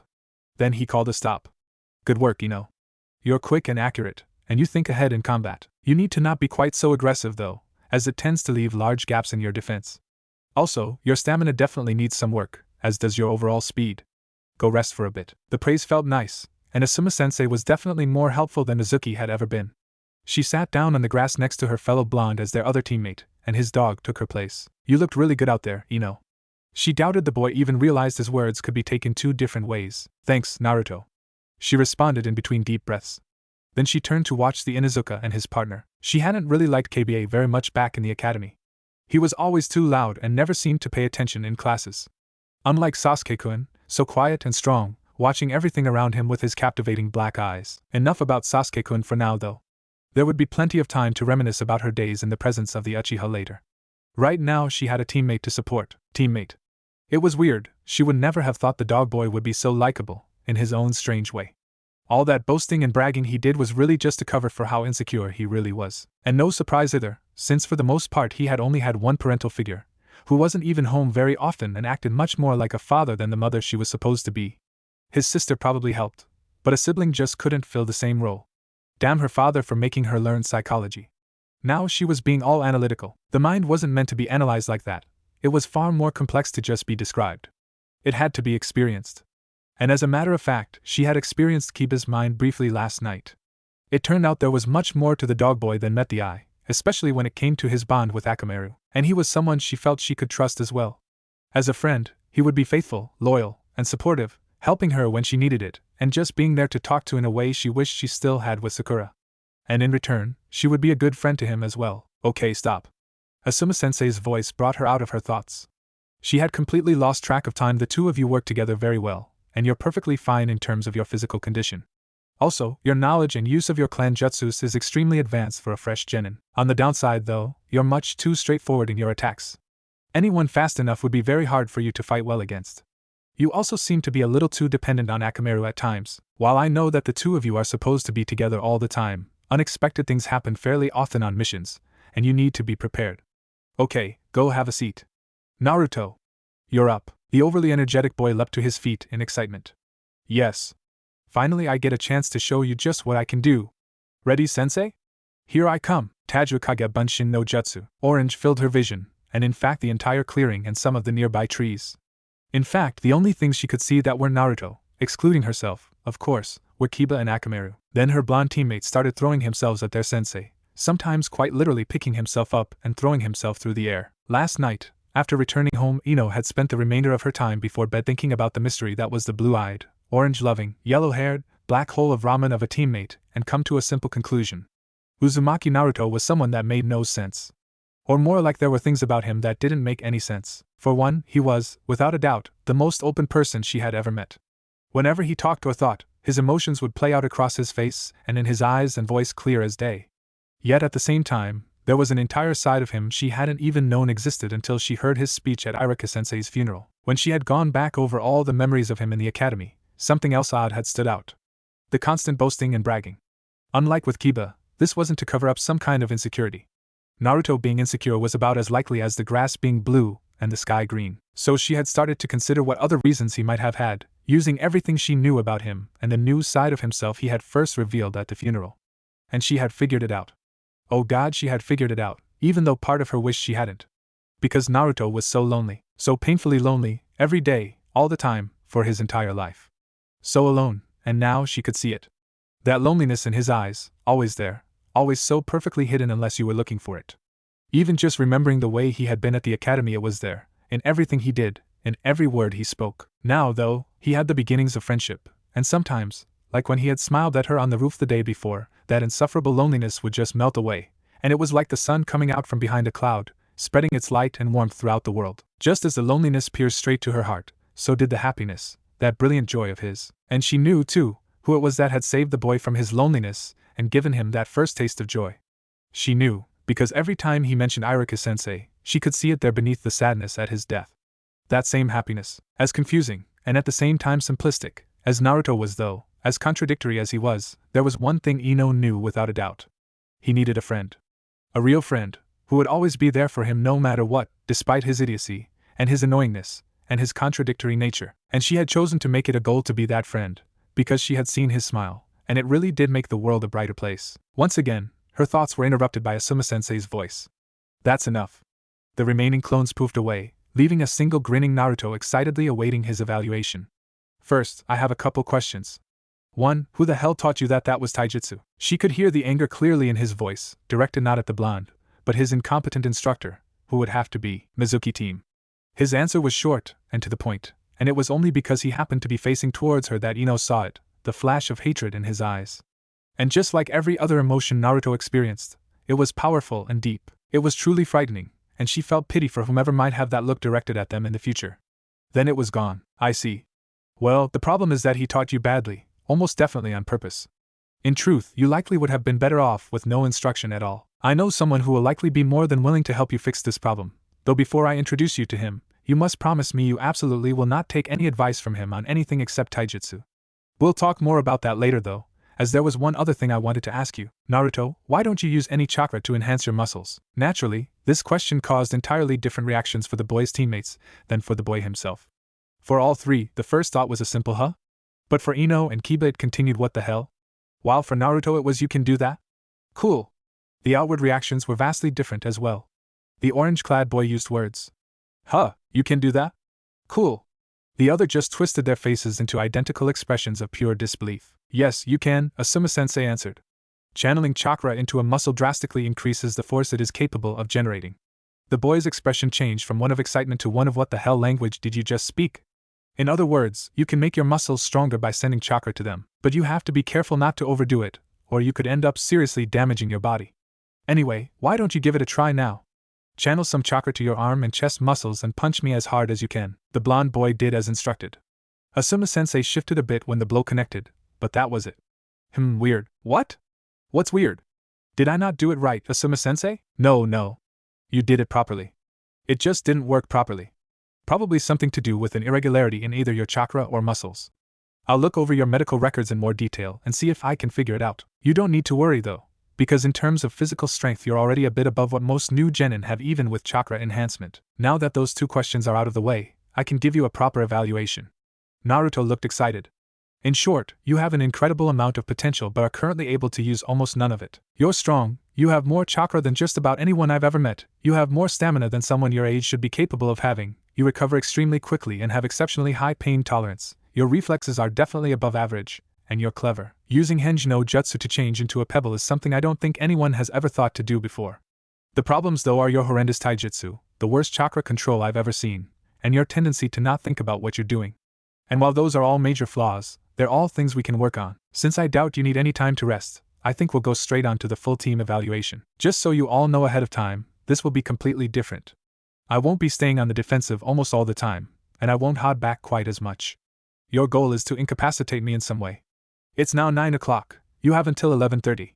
Ready? Begin. Naruto had apparently decided to take the initiative in starting the fight. 2 seconds after he had finished speaking, the Hokage's son found himself rained upon by countless short blonde boys for the second time that day.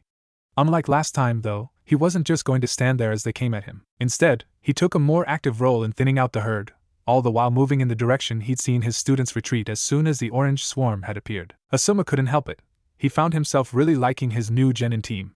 It wasn't the bucket loads of potential he could see in them as ninja, or the way they had bonded together so quickly despite coming from completely different places, or even the part where he could see a bit of his younger self in each of them. Those were just bonuses. What made him like them so much was the will of fire in each one of them. He had seen it earlier in that instant after Ino had explained the test when they had all glared at him. A glare that showed just how deeply his father's principles had been ingrained into their young minds, and just how determined they were to follow those principles. Right, this had gone on long enough. First double-checking to make sure the real genin weren't still somewhere in the crowd, the jonin went through a string of hand seals. Futon, Kaze Bakuho no Jutsu, Wind Element, Wind Explosion Jutsu. The 360-degree blast of chakra-infused air tore all the remaining clones to shreds in an instant, leaving him alone in the clearing. He did a quick search for his students' chakra signatures and was surprised to only find 2 of them. Stopping to do a deeper scan, he found the third. Naruto had somehow managed to lower his chakra levels to below what was considered normal even for an academy student. It was only because the blonde's terrible control had him constantly leaking chakra even with this small an amount that the man picked up on it. No wonder the kid had always been so good at sneaking around to do his pranks. To most Chunin, as long as he stayed out of sight and kept quiet, he would be completely invisible. Oh, now this was interesting. All 3 were in the woods spread out relatively far apart, but they were in a near-perfect triangle shape. Not only that, but each one had a single shadow clone with them. Brilliant. He goes after one of them, the clone with that one dispels, notifying the others, who then come at him from behind. Nice to see the supposed worst student in the history of the academy was finding creative uses for his newest jutsu. All right, he'd go along with their expectations, for now anyway. The bearded jonin headed in Kiba and Akamaru's direction. He arrived at his destination only to be instantly beset upon by the Inuzuka pair, already both in Jujin Bunshin forms. He really hadn't been exaggerating when he had told the dog user he was good with his clan jutsu. Just as he had predicted, the others came in from behind within 30 seconds of his engaging the boy. Ino struck first, trying to take him from behind with a knockout chop to the neck. It might have worked if he were deaf. As it was, though, he settled for placing his elbow firmly between her ribs, knocking her away. He had told them he wouldn't stay on the defensive, after all. Immediately afterward, Naruto came charging at him, kunai in hand. He met the blonde with a swift punch to the stomach, only for him to disperse into smoke. The kunai he had been holding, however, didn't. And wrapped around the base was an active exploding tag. Tricky little brat. He leapt upwards and backwards, out of the explosion range. Kiba and Akamaru saw their chance and took it. The dog Nin and his companion launched themselves at him, while he was still in midair. It was a nice tactic, one that even most high-level Chunin would have trouble getting out of. He let the blows connect. The bearded jonin realized that might have been a mistake when Naruto, or was it another Kage Bunshin, came out of nowhere and threw a trio of shurikens his way. He deflected the first 2 with a kunai. The third missed. He turned to follow its trajectory only to see it about to slice through a wire he had somehow not noticed at all. Just before it broke, he followed its path only to lose it in the tree branches. He estimated, though, that whatever it was connected to was set up to hit the spot Kiba had redirected his flight towards. The moment he landed, a weighted net came into view falling directly on top of his position. As he took out his trench knives and began to cut his way free, he spotted Ino again. She was going through the hand seals for what he recognized as the Yamanaka clan Shintenshin no Jutsu. Surely she didn't think the net would delay him long enough for it to hit? Then, directly behind him, and right in the path of the girl's jutsu if he were to move, Naruto raised his chakra level back to what it usually was. Asuma turned to see the QB container smirking at him in victory. He couldn't dodge now, or the Shintenshin would hit the boy, and who knew what kind of effect that would have. This was it. Well, it was time his genin learned that ninjas didn't always play by the rules. He sent one of his trench knives sailing lazily in the kunoichi's direction, forcing her to dodge. but the remaining shadow clone intercepted it, using his own body as a shield. Shintenshin no Jutsu. Still one more option though. He pulled a Kawarimi with Kiba. Of course, Akamaru was on him in less than a tenth of a second, and the swift assault bought the three genin the moments they needed to recuperate from their botched plan. They didn't give up just because of one failed plan, of course, but the later attempts weren't quite as well thought out or effective. As time wore on, Naruto started doing more of the work, giving his tired teammates a chance to recover. To be honest, the bearded man was beginning to get annoyed by all the shouting of Kage Bunshin no Jutsu. It was strange, Asuma mused, how he found himself looking forward to teaching the three young ninjas. He had put himself up as a possible Jonin sensei more to appease his dad than anything else. After what he had put the man through in his more rebellious phase, he had a lot of making up to do, even now years later. He just wasn't really the teaching type, he was too laid back to be any good at watching over and guiding fresh genin. Or so he had thought. These three, though, he found himself almost excitedly looking forward to instructing.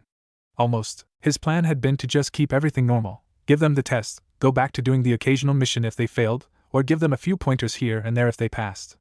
But that was before meeting his new charges. He still couldn't believe he'd made himself leave his cigarettes behind just to appease the boys and their extra sensitive noses. I'll have to talk to Guy as soon as possible about Naruto, he thought idly while leaning out of the way of a flying punch from said student. Maybe he can include the kid in his early morning training sessions. But if he comes back shouting about youth, he chose to leave the mental threat unfinished in favor of dodging a kunai Ino had thrown before it deactivated its henge and returned to being a Kage Bunshin. He'd also need to see Kurenai. She could instruct them in genjutsu far better than he ever could. Maybe they could start some kind of shared instruction program for the new genin. Kakashi probably wouldn't join in, which was a shame, especially considering all the ninjutsu the man knew, but it wasn't a big deal. He'd share the idea with the other jonins later, maybe ask for his dad's opinion on it as well. Oops. He had gotten so lost in thought that he lost track of some of the Narutos, including the original. He wondered where they could have gone, but there just wasn't time to search for them. Besides, he would just deal with whatever they might try when they showed up. Going back to his earlier thoughts, he need to teach them the tree climbing exercise soon. All three of them would be able to get a lot out of that, especially the Kyubi Jinchuriki. They would also need to learn the different standard team formations and tactics because, while they seemed to work together with each other remarkably well, he put it down to them all having similarly assertive personalities. They'd also need to be able to work with other teams, should the situation arise. Other than that, and making sure none of them neglected improving their basic skills and abilities, maybe he could introduce Naruto to Go. The blonde's unusual, out-of-the-box way of thinking would make for an interesting opponent. He probably wouldn't take so well to the more structured shogi, but Ino might enjoy it. Suddenly, two of the Naruto clones teamed up and used Getsuga on him. Asuma had been so lost in thought that he was caught completely by surprise and couldn't avoid the hits. They didn't actually injure him, but they were disorienting enough that he needed half a second to figure out what was going on. Shintenshin no Jutsu. Just like with Kiba and Akamaru, Ino had henged into Naruto. She had somehow peeled off the jutsu from just inches behind his back without his even noticing. There was no time to do anything before he felt his own will forcefully pushed to the side. Sarutobi Asuma, Konoha Jonin, son of the Hokage, and former member of the 12 Ninja Guardians, could do nothing but watch as his newly graduated students tied him up with extra-strength chakra-absorbing wire before giving him back control of his body. Naruto was standing directly in front of him. To the blonde's left was Kiba, Akamaru poking his head out of his partner's jacket, and to his right was the team's Kunoichi, still getting to her feet after releasing her jutsu. All three were smiling. "How was that, Asuma-sensei?" the short boy asked. He laughed. These kids would be something amazing when they were older. What the hell does grocery shopping have to do with being a ninja? Naruto complained again. Not that either of his teammates could really blame him, as they shared his feelings exactly. Of course, they didn't express them quite as often, but their glares at Hokage when he had assigned this mission told the boy they were just as dissatisfied. So far, in the 6 weeks Team 7 had been together, they'd done nothing but train and run these stupid errands. And occasionally go out for a meal together, usually at a barbecue place Asuma-sensei liked. Luckily, most of the staff didn't seem to mind the demon container's presence, though some of the other customers had given him their fair share of glares. The food was pretty good, he had to admit. While he'd pick Ichiraku ramen any day of the week, Gigi's son had insisted that he needed more what was the word sustenance in his meals. "Oh, stop your whining. At least we're not painting another fence." Ino seemed to enjoy countering anything he had to say. Of course, he'd always find some way to throw her own words back at her, and it would turn into a kind of verbal sparring match between the blondes that was actually kind of fun. Kiba was always there in case they started to get out of hand, though. "You just didn't like that mission because you got paint all over yourself," he retorted. "Well, that only happened because I was hurrying to try and fix your little experiment with contrasting colors before the client got back."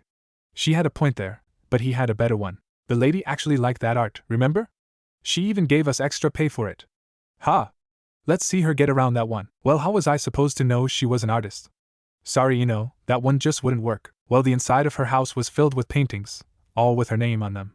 He waited to see what she'd attempt next. Yeah, you're right. Guess I just didn't think things through enough. Huh. Giving up this early? That wasn't normal for either of them. Then again, maybe she was just so frustrated with these easy missions that she didn't feel up to continuing. Naruto looked over the part of the grocery list he was responsible for getting. Personally, he still thought it was crazy that Yamada-san didn't want them to get her any ramen, but he wasn't about to question the client's taste, or lack of it, in food. Whatever. Maybe they'd be lucky and Team 10 would be doing a shopping mission now too. It would be nice if he were to run into Sakura-chan. Of course, that would mean a chance of seeing Sasuke team as well, but he could deal with the stuck-up bastard as long as it was only every once in a while. Out of their graduating class, only Teams 7, 8, and 10 had managed to pass the test. 1 out of 3, just like Asuma-sensei had told them. Over the past few weeks, they'd run into Hinata, Shikamaru, and Chuji a lot more often than they had Kakashi's team, mostly because of the sensei switch setup that had started several days after the team tests. Right now, it was just Asuma-sensei and Kurenai-sensei in the program, but that could always change. Hey team, Asuma-sensei called out as he approached the waiting genin atop the Hokage monument. The bearded jonin liked to vary their meeting place from day to day and often took suggestions. Today's idea had come from Naruto. We're going to be doing something a bit different this time, so follow me closely. He led them through the village towards the southern training grounds. Team 7 found themselves in Training Ground 13, one of the smaller training grounds, an open field with a stream cutting through the middle of it. But they soon realized that they were not alone. The blue-eyed boy recognized the other group of people. One of them was the red-eyed lady he'd seen standing next to Asuma-sensei when they were split into teams, and the other 3 were Shikamaru, Chuji, and Hinata. Morning, he said energetically, grinning at his former classmates. Morning munch Naruto, munch Kiba. Akamaru let out an indignant bark at being forgotten. Oh, and you munch too, Akamaru. This is so troublesome. Hey guys. The lazy boy clearly wanted to be watching the clouds. What was up with that anyway? Why couldn't he just enjoy life like any normal person? Hello Ino-san, Kiba-san, Akamaru-san, and Naruto-kun. And why was Hinata always so and quiet? He'd have to remember to ask Ino sometime. She was a girl, she might know. Before his teammates had a chance to give their own greetings, Asuma-sensei spoke up, directing himself first at Team 8. Hello you 3. I'm Sarutobi Asuma, Jonin-sensei to Team 7. Kiba, Naruto, Ino, he turned to us, then waved in the direction of the red-eyed lady. This is Yuhi Kurenai, Jonin-sensei to Team 8, and the best genjutsu user in Konoha. The Jonin Kunoichi took that as her cue to speak. Thank you for the introduction, Asuma. Now you are probably all wondering what we are going to do together. You see, this man here, she gestured at him, has suggested an experiment. 1 or 2 days a week, Jonin-senseis with genin teams will give their team over to each other for instruction in areas they specialize in. Once every 2 weeks, the participating teams will compete in some way to see where they stand relative to each other. Currently, Asuma and myself are the only 2 Jonins participating. Now let's split. Team 7, come with me. Team 8, stay here. And so they found themselves following another Jonin. It wasn't for very long this time, just to the next training field. Once there, she began instructing them in the creation, detection, and release of genjutsu. She also thanked them for getting Asuma-sensei to smoke less often. Over the past few weeks of working with Kurenai-sensei, Naruto had found himself to have absolutely no talent when it came to using genjutsu. As a matter of fact, the best illusionist on their team, surprisingly, turned out to be Kiba. Not that the dog boy was anything spectacular, but the red-eyed Kunoichi had deemed him decent, while Ino was acceptable, and he himself hopeless. Not that he let it get him down, though. Because while he might not be able to cast the damn things, he had worked his way up to an acceptable label in detecting them, and was undeniably excellent when it came to dispelling. Something about him having so much more chakra than his body could hold at any one time, and that making the chakra come out with a lot of extra force when he went to dispel a genjutsu, completely disrupting the fragile chakra creations as his chakra reached them. Not that that explanation had really made a lot of sense until Ino had told him it was like a fire hose being sprayed against a wall of toilet paper. Speaking of Ino, it turned out she was pretty good at spotting the illusions, even if she happened to be rubbish at getting rid of them. As for the bi-weekly competitions, they had won the first and lost the second. He never would have thought that the lazy Nara was so smart, or that Hinata's bloodline limit was so awesome. The third was scheduled for later that week. His reminiscing shifted when he noticed Kiba walking down the other side of the aisle. After a brief smile in his friend's direction, he thought about how their relationship had changed over the past month and a half. The 2 boys of Team 7 had become somewhat like what Naruto figured it would be like to have a brother. They competed with each other all the time but were never mean about it, and the winner wouldn't dream of degrading the loser. They also had fun just talking together about this and that, whether it was ninja-related or even just what was going on in the latest issues of their favorite mangas. Sparring with the Inuzuka and his companion was also really enjoyable.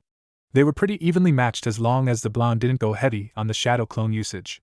Kiba tended to fight against him with lots of quick, powerful strikes, using his greater speed to get away before Naruto got a hold of him. Whenever that happened, he could usually use his own superior physical strength to force the dogboy to submit. As long as he could keep Akamaru away, that is. Of course, Kiba's hits, when they connected, never kept him down for long, but the short period of time would occasionally be enough for him to get a kunai at the blonde's neck. For the most part, their fights boiled down to this: the first one to make a mistake lost, or Kiba would lose whenever the fight dragged on too long. As for spars with Ino, the girl no longer kicked their asses quite as badly before she started getting tired, but she also took longer to get tired.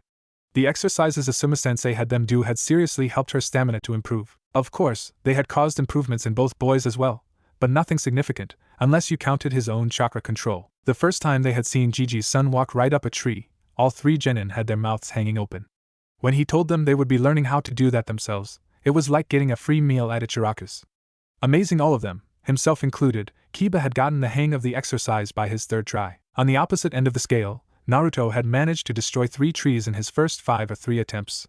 Once he had gotten the hang of it, though, tree walking was much easier for the orange-clad boy than either of his teammates, and not just because of his huge chakra reserves. Unlike what some people seem to believe, sticking to something with chakra did not negate the effects of gravity, so most genin needed to chakra enhance their muscles slightly in order to do things like effortlessly keeping their bodies parallel to the ground. Doing this at the same time as channeling the proper chakra to one's feet was apparently pretty hard, but the QB container didn't need to worry about that thanks to his advanced muscles. They still hadn't figured out what the deal was with those, either, but it was obvious by now that chakra enhancement didn't have any effect. He suspected the fox had something to do with it, though, because they were noticeably denser than muscles were supposed to be and capable of generating far greater force than should be physically possible, even taking into consideration their increased density. Not like he could ask the fuzzball or anything, though. It was just a sensation in the back of his head, after all.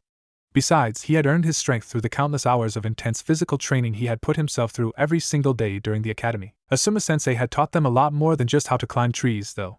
He had shown the genin one of the signature ninjutsus of Konoha, well, more specifically of the Uchiha clan, Katan, Gokaku no Jutsu. Unfortunately, the bearded jonin, after seeing the results of their attempts, declared that he wouldn't teach them any more jutsus until the Naruto had enough chakra control to not obliterate everything around him, and the other two had enough chakra to not almost pass out afterwards. Another thing Team 7's sensei had done for his students was introduce them to Shogi and Go.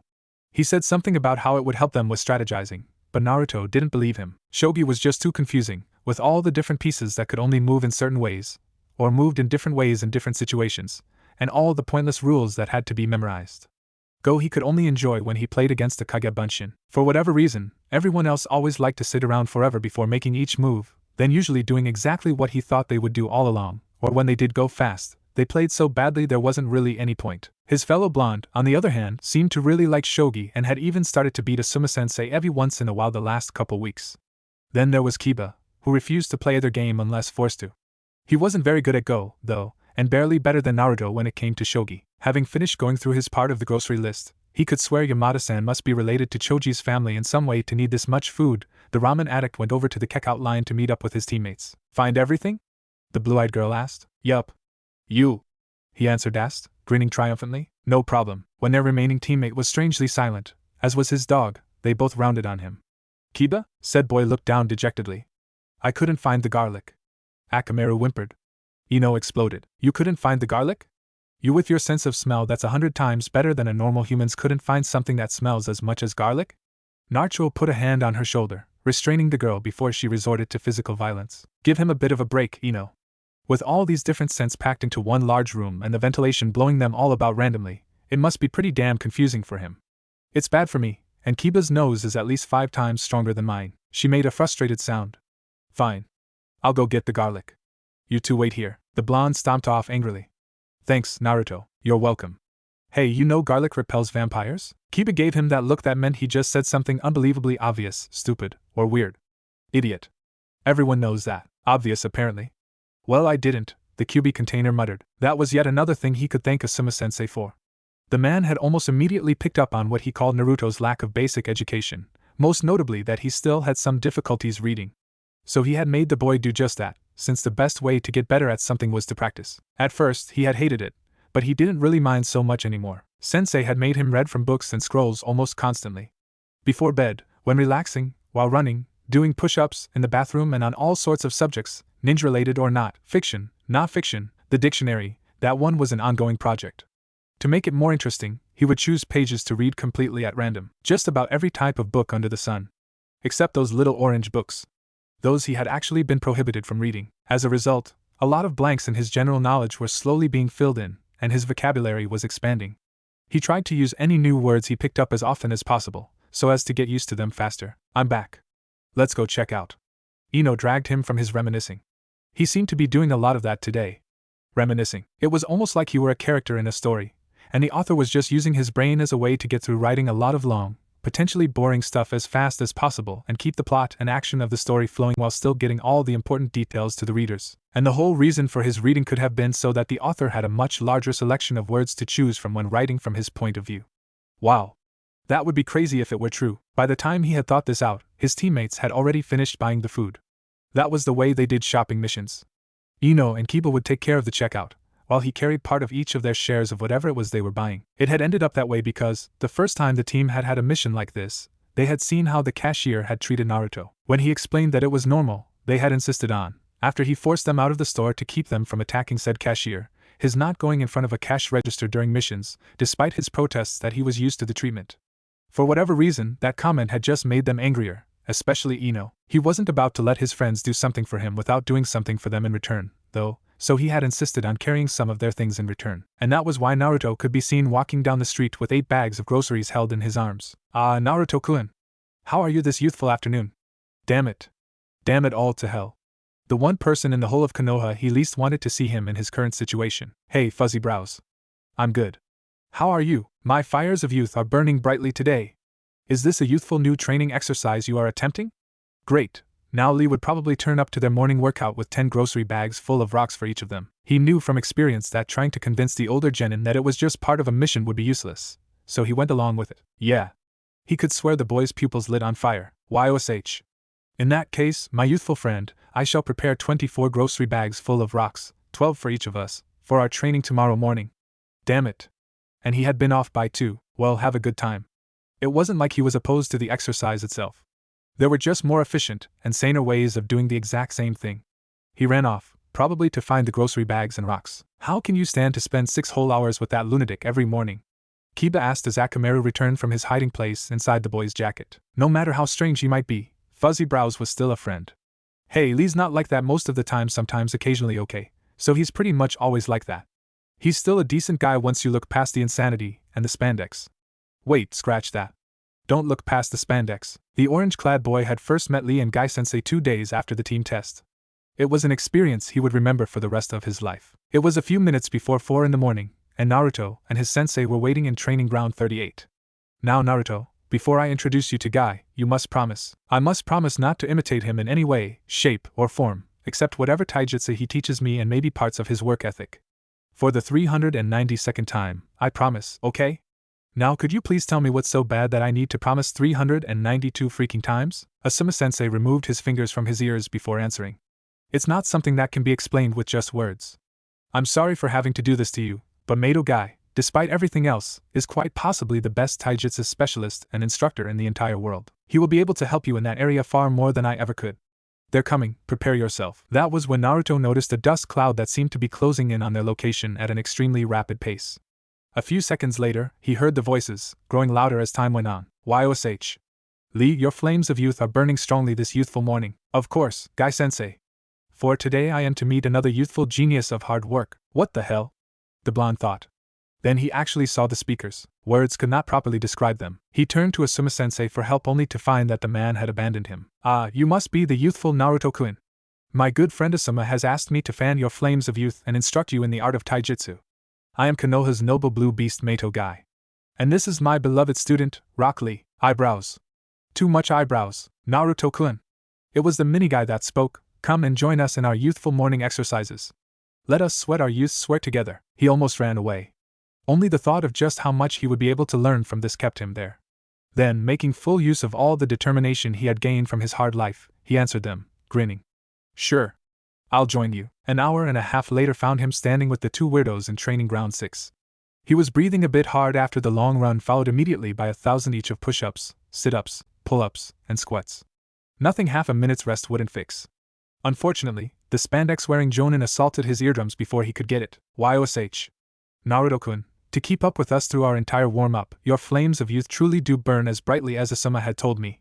Next to the man, Lee was giving the blonde a look of pure respect and eagerness. He decided then and there.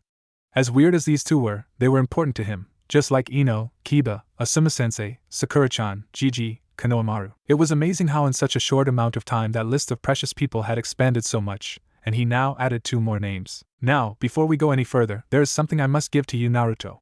Lee, you should make your way through the beginning drills. I will join you soon.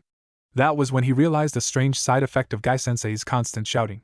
When he talked at a normal volume, he seemed much more serious. He was also holding 2 pairs of metal bracelets, one pair a good bit larger than the other. These are basic chakra weights. They are designed so that, well, it would probably make more sense if you just experienced it for yourself. Put them on your wrists and ankles. Good, now channel chakra into them, slowly. He did as instructed. As his chakra went into the bracelets, he could feel his body getting heavier. Stop when you reach the point where moving normally requires a bit of effort. He kept up the chakra flow for about 10 more seconds before he felt like he had the right amount. Very good, Naruto. Since I do not yet know what style of taijutsu to teach you, and therefore what muscle groups you should focus on, I have given you a set that spreads the extra weight proportionately through your body. You are to wear these at all times. When you no longer feel the constant strain on your muscles, increase the amount of chakra in them. When the Jonin paused for a moment, the blue-eyed boy spoke up. Gai-sensei, I have a question about these chakra weights. The look he gave said to continue. If they're really increasing my weight by this much, won't it be a problem when it comes to tree hopping? I don't think the less sturdy branches would be able to take the extra weight. The taijutsu expert laughed, although Naruto couldn't see what was so funny. Very observant you are. But chakra weights like these are designed to only increase the weight from the wearer's point of view. While to you they may be adding 100 pounds or so, to the rest of the world it is only the weight of the bracelets themselves. Now I have heard from your sensei that a very unyouthful man has sabotaged your taijutsu training for several years now. Show me. He sank into the taijutsu stance Mizuki team had taught him. Gai-sensei looked furious. It wasn't directed at him, of course, but he could feel the anger rolling off of the man in waves anyway. All he did was ask a question. Does that stance feel natural to you, Naruto? The blonde thought about it for a minute. Even with all the days of accumulated time he had spent standing like this throughout his time at the academy, it had never felt quite right to him. No, Gai-sensei, good. At least we will not have to make your body unlearn it then. The anger faded away as he said this. Now shift into a stance that does feel natural. Naruto bent his knees by about 45 degrees, putting the right foot straight in the direction he was facing. His left leg rotated outward around 25 degrees, and the foot went down approximately 1.5 times shoulder width away. He leaned his upper body forward ever so slightly then, drawing his shoulders back the tiniest bit, put his right hand out in front of him level with the middle of his chest and his left close to his body, just below the base of his ribcage in height. Both elbows were bent 75 degrees, and his hands were halfway between being flat open and clenched in a fist. The whole procedure took a bit under a second. Gai-sensei's eyes widened, and for just an instant, he dropped a guard on his emotions that Naruto hadn't even known was there. In those eyes, he saw a mix of disbelief, confusion, recognition, and amazement all at once, followed by realization before the guard was back up. As curious as the blonde was about the sudden reaction, he was smart enough to know that asking questions would be a very bad idea. All right, the taijutsu expert said abruptly. I believe I have found the style best suited to you. It is called the dancing wave fist. While I will not go into the details right now, I will tell you that I am the only person alive who knows enough about this style to teach it. Today I will show you the basics, and you will work on them until your body knows them without thought. That stance you are in right now is actually the central stance of the entire style. Now watch closely. He moved over to one of the nearby training logs and shifted into the same stance Naruto was in. He then demonstrated a straight punch with the right, followed by another straight punch with the left. Next he shifted his left side to forward and did another 2 punches, this time left first then right. Finally, he switched back to his original position. Now you come here and give it a try. Naruto did as asked.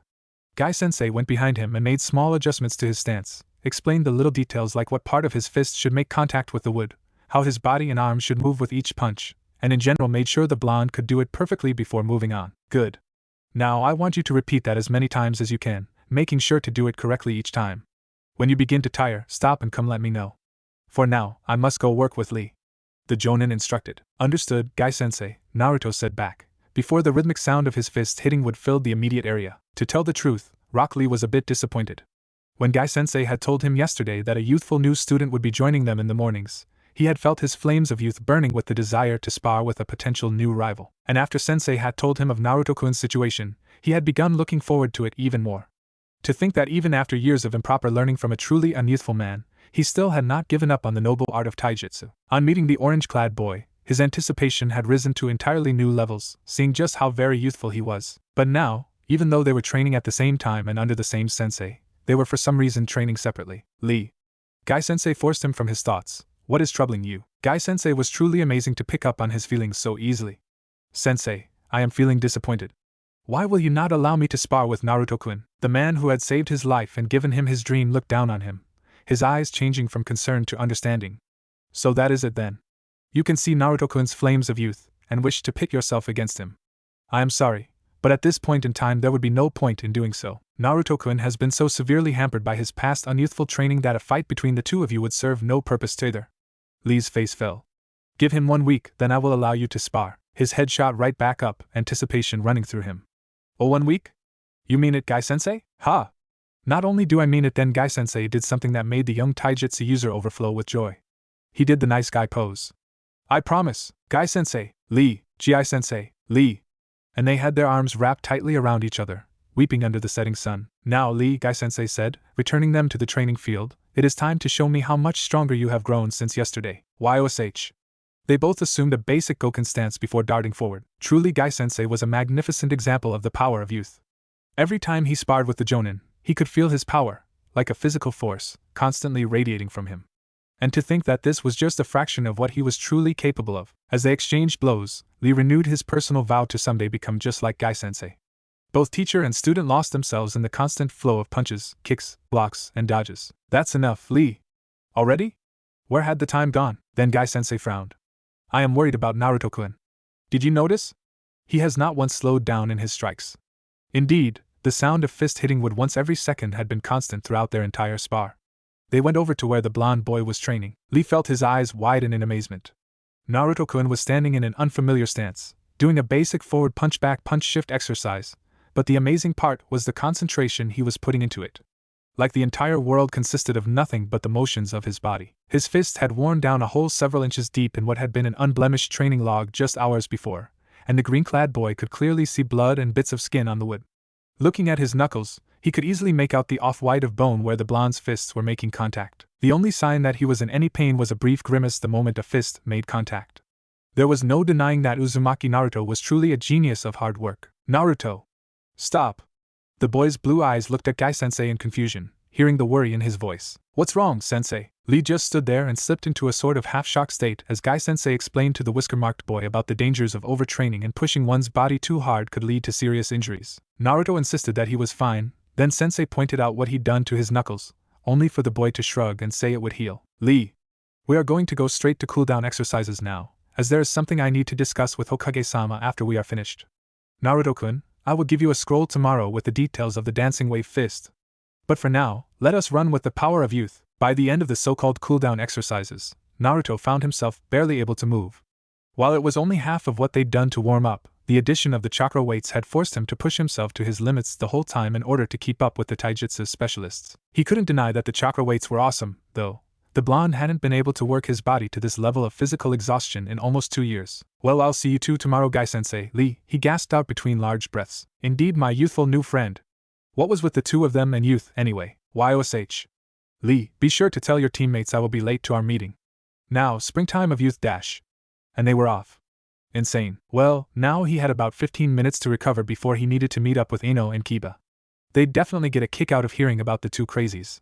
Now where was the meeting spot supposed to be again? The next day, Guy-sensei had kept to his word about a scroll, and the blonde decided to use it as his reading material for Asuma-sensei's requirement. While it didn't have much on stances or moves, Guy-sensei had explained that he didn't want the boy practicing those without him around to correct mistakes. It did go into detail about the style's purpose and principles. The dancing wave fist, Naruto concluded, was awesome. It focused on a strong, fluid offensive to badly damage or even take out an opponent the first time they left an opening. Defense was handled mostly by either dodging or just taking the blows and continuing on instead of blocking, requiring the user to either be really fast or really tough. It was also one of a very small number of taijutsu styles to include stuff for extreme close-range combat. Like, get right up in your opponent's face so they have no time to do anything close. That was part of why the hands were kept in that sort of halfway position, for grabs and whatnot. In addition to that, while all the basic moves were precisely optimized for speed and strength, much of the style was more free and open, allowing for on-the-spot improvisation, something which Naruto was apparently very good at. Finally, the dancing wave fist was made so that the user could easily add ninjutsu into it. That was another reason for the hands. Faster to move your fingers into the hand seals. Naturally, the idea of throwing in Kage Bunshins with the already powerful style would have had the ramen-loving boy jumping for joy, had he not been in the middle of doing push-ups with Gai-sensei and Lee when he thought of it. Then, at the end of the scroll, there was something that actually did make the blue-eyed boy pause. 2 words, specifically the scroll's author. Namikaze Minato. He was learning a style the Yondaime Hokage had used. Oh yeah, he was an awesome ninja. The main part of the early morning training sessions, fortunately, Naruto had never really needed much sleep, so going to bed at 11 o'clock and getting up at 3:30 wasn't really a problem. Besides, less sleep meant less nightmares. For the first week would be spent learning more of the basic strikes and movements of the dancing wave fist. After the first time, though, Gai-sensei never let him practice any one thing for more than a half hour straight. Oh well, he could always do a bit more later on his own, since he now had at least a basic grasp of the motions. Also, during the week, he got used to the warm-up and cool-down routines to the point where he could still function normally afterwards. During that time, the blonde had needed to increase his chakra weights once, as around the 5th day he noticed that he could tree jump without the constant strain he should have been feeling. Gai-sensei had also explained that his requirement of keeping the weights on at all times wasn't quite correct. Every once in a while, it was a good idea to take them off and train for a bit, so as to be used to his body's real limits. Having to adjust to something like that in the middle of a serious fight for the first time had gotten many young ninjas killed over the years. Also, Naruto had gotten extra sets of chakra weights from the Jonin for his teammates. While they couldn't set them to anywhere near as high a level as his own, otherwise, they'd have to be chakra enhancing all their muscles 24/7, something neither could probably do for more than a minute without suffering from chakra exhaustion. The things had still been really helpful to both of them, especially when it came to improving Ino's stamina. At the end of the first week, though, it came time for something Naruto had long been looking forward to. He got to start sparring with Lee. He'd seen the boy and his larger version going at it a lot recently, and was excited to finally be able to face the other genin himself. By the way the bowl-cut-haired boy was acting, he was just as excited. "Hey, Fuzzy Brows, you ready for this?" he asked, smiling at his opponent as he sank into the opening stance of the dancing wave fist. He had told himself that, despite the style being made to incorporate ninjutsu, he'd keep Kage Bunshin out of it. If his friend was limited to taijutsu, then he would be too, for now anyway. "Naruto-kun, my flames of youth have been burning with the desire to clash with your own since the moment we met." While a simple yes would have been enough, he should have known to expect that. Besides, Lee was smiling too as he sank into his own Goken stance. The young blonde felt his body shifting into combat mode. Senses sharpened, muscles tensed slightly, adrenaline started pumping, blood and chakra flow sped up, the world slowed down a bit and came more into focus as his brain shifted into high gear. Naruto wasn't going to deny it. He loved this feeling. Youth clash! Apparently, that was Gai-sensei's signal to begin. Both boys dashed forward, and Naruto started with a swift right hook towards the older genin's side, where he wouldn't be able to block in time. The kick was fast. It came completely out of nowhere, and the orange-clad boy only just had time to reinforce the side of his torso with chakra before it hit. Naruto knew that, because of his chakra disability, Lee had to wear weights that were real, and the extra force from the heavy weight added on to the already powerful kick would have seriously hurt. As it was, he just ended up with a bad ache that would be gone in a minute. The real problem was that the kick had sent him flying. Needed to do something about that. Sensing a tree coming up, he twisted to land on it feet first. He may not have been able to do that chakra control exercise very well yet, but he could at least do it well enough to stay in one place for a second. Lee came at him again immediately, leaping towards his position on the tree. Naruto pushed off to meet the large eyebrow boy, gravity giving him the advantage. Or so he thought. Again his opponent significantly, he liked that word, just learned it last night, greater speed won out as he twirled vertically backwards in midair, his foot hitting the blonde in the lower back. This blow hurt a bit more than the first. He hadn't been able to pinpoint where it would hit until the instant before and had been forced to settle for a lower chakra concentration over a wider area. Somehow, the angle of the kick had sent him in a spin towards the ground. Naruto landed with a handspring followed by a midair twist to face the older genin, who had just pushed off the tree he himself had been on moments before. The taijutsu-only ninja was heading straight for him. Knowing that he wouldn't be able to dodge an air attack when he couldn't even dodge a ground attack, and that attempting to hit an opponent in the air while grounded was pointless, and that he didn't have time to launch an air attack of his own, and that Lee's strikes, going by the last two exchanges, were too fast for him to counter, Naruto took the only remaining option at the moment and leapt back. Immediately afterwards, though, they were both coming at each other head-on again, the blonde paying extra attention to his opponent's legs. The older genin must have noticed this, though, as he went for a straight punch to the chest with his right. Naruto saw it coming, though, and just barely managed to twist out of the way to his own right. Finding himself now right next to the other boy, he struck out with his right elbow, aiming directly for Lee's ribs. Lee, though, reacted instantly, pushing away with his left foot. While the strike still connected, the power behind it was reduced a lot by the fact that he was moving with it. The fight kept on going in this fashion, with Lee hitting Naruto, or Naruto dodging and scoring a glancing blow on Lee, for a long time. Eventually, both boys realized that neither would be winning anytime soon. Lee was too fast and skilled for Naruto to get any good hits on him, and Naruto was too durable and used to pain to be slowed down by the hits he was taking. And while the blonde would eventually be able to outlast his opponent, they didn't have all day. But there was no way the blue-eyed Uzumaki was about to let this end without at least getting one good blow. What could he do, though? Straight-up taijutsu wasn't enough, and he promised himself not to use Kage Bunshin. That was it. As the two genin came at each other again, Naruto started a punch with his left far earlier than would normally make sense. Lee was clearly confused by the strange action, but then the right hand moved to join the left ever so briefly in mid-punch, fingers on each one shifting into a hand seal. Henge. Now, normally, the henge needs 3 hand seals, but if one happens to be really good at it, and Asuma-sensei had told him his henge was better than that of many jonins, the first 2 hand seals can be skipped. So, in a poof of smoke, the blonde kept most of himself the same but made his left arm twice as long. The reason why ninjas don't normally use henges like this in combat is because the henge body part is only capable of about 1/3 the normal force. Also, the way the henge works is that it needs an exponentially increasing amount of chakra as the differences between actual mass and volume and henge mass and volume increases linearly. Not that Naruto knew what all those words meant yet, but he got the basic idea. Henging into something really big or something really small took a lot of chakra. Since his goal here was just to land a hit, and the chakra cost was pretty much nothing compared to his huge reserves, those downsides didn't really mean anything. Just as he'd hoped, Lee had no time to react to the suddenly lengthened arm and took the punch right in the chest. It knocked him into the air and back about 9 feet. Another poof of smoke and his arm was back to normal, and the from before the spar came back to his face. The older boy was once again smiling back. They had somehow silently agreed to end there for the day. Good work, both of you. Guy-sensei looked at each boy individually as he spoke to him. Lee, now perhaps you see why I did not have you spar with Naruto earlier. Without his current level of speed and proficiency, it would have been like fighting a moving training dummy. As much as the orange-loving boy wanted to protest that, he knew it was true. Naruto-kun, I know that you can use the Kage Bunshin no Jutsu. Why did you not make use of it? The look he was giving him was a stern one. The blonde's hand went up to the back of his neck. Well, why see, since Fuzzy Brows can't use ninjutsu, I didn't want to use any of my own. To keep it fair, you know? So I promised myself before we started that I wouldn't use Kage Bunshin. That henge at the end there was just because I didn't want it to end without getting an even one proper hit. Naruto-kun, while I approve of your youthfulness and respecting my Lee's disadvantage and wanting to remain fair, you must remember that in a serious fight, keeping something back out of respect for your opponent may get me or my teammates killed. Yes, I know. But Fuzzy Brows isn't an enemy, he's my friend, and I'm gonna fight him as a friend. He glared defiantly at the jonin, daring him to question what he just said. Before the bowl-cut-haired man spoke, though, his smaller version chose to add in his own thoughts. Naruto-kun, while your youthful decision to place yourself under my handicap in our spars is one I can respect, I would like to see this Kage Bunshin no Jutsu at some point so I can test myself against your full power. The fox boy smirked. Sure thing, Lee. I'll show you when we spar tomorrow. And watch you get your ass kicked. He added in his mind. YOSH. Good, you too, but for now we must move on to our cooldown exercises. Yes, Guy-sensei. The two genin shouted before all three started running. The next day, Naruto's clones did indeed kick Lee's ass.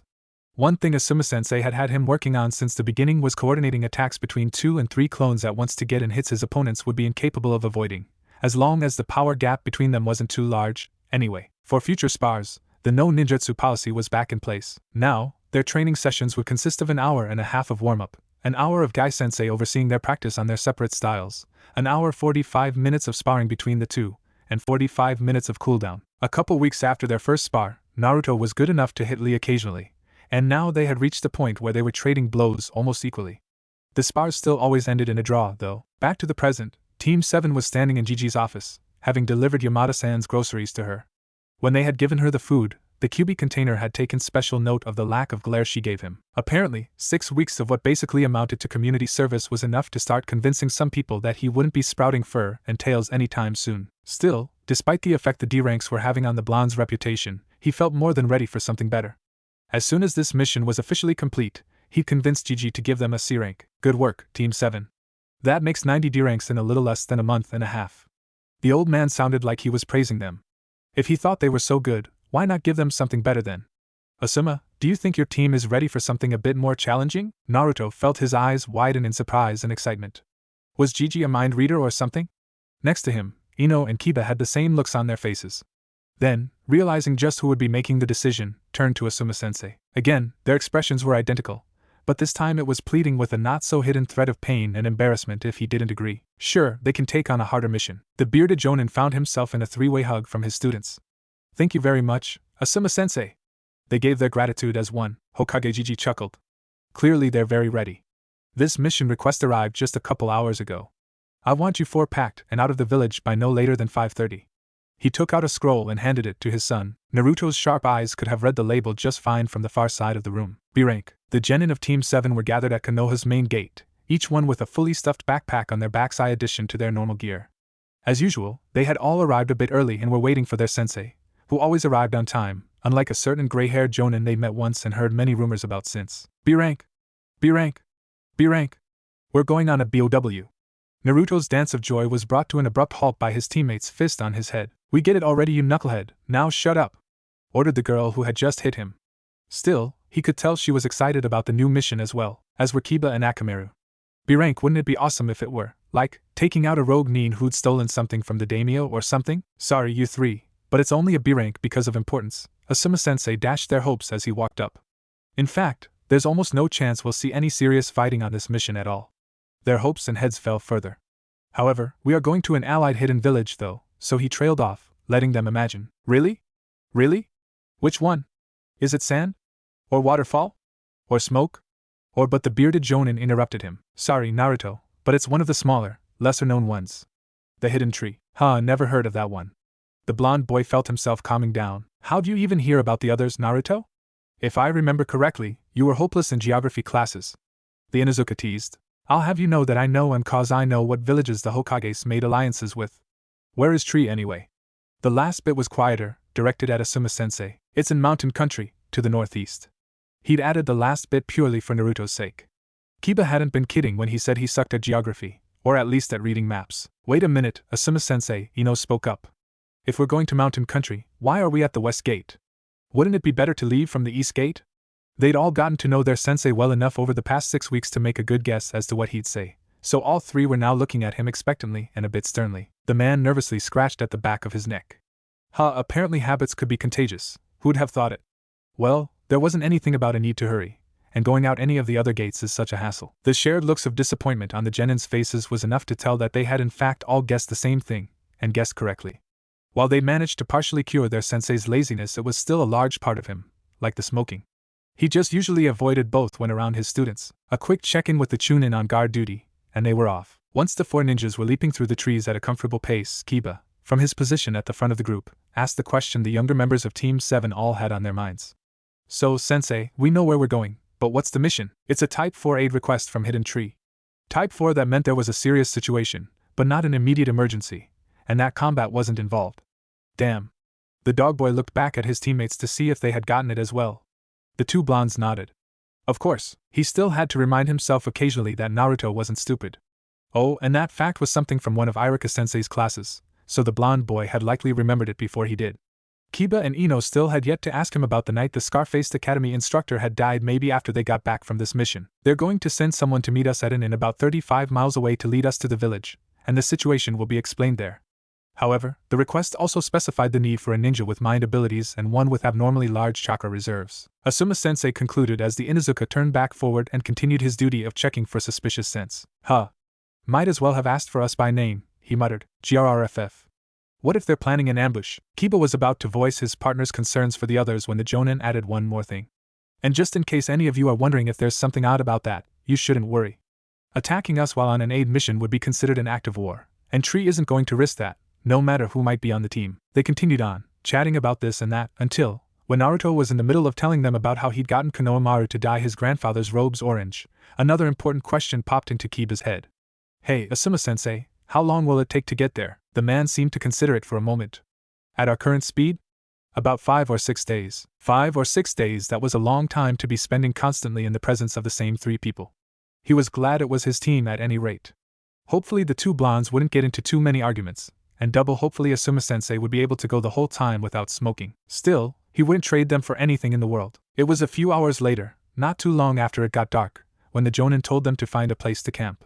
Lazy as he could be at times, he pretty much never missed an opportunity to throw in a bit of extra training. So Kiba and Akamaru guided them toward the closest body of water, a gently flowing river cutting through the forest, because baths and drinking water were extremely important to ninjas during a mission.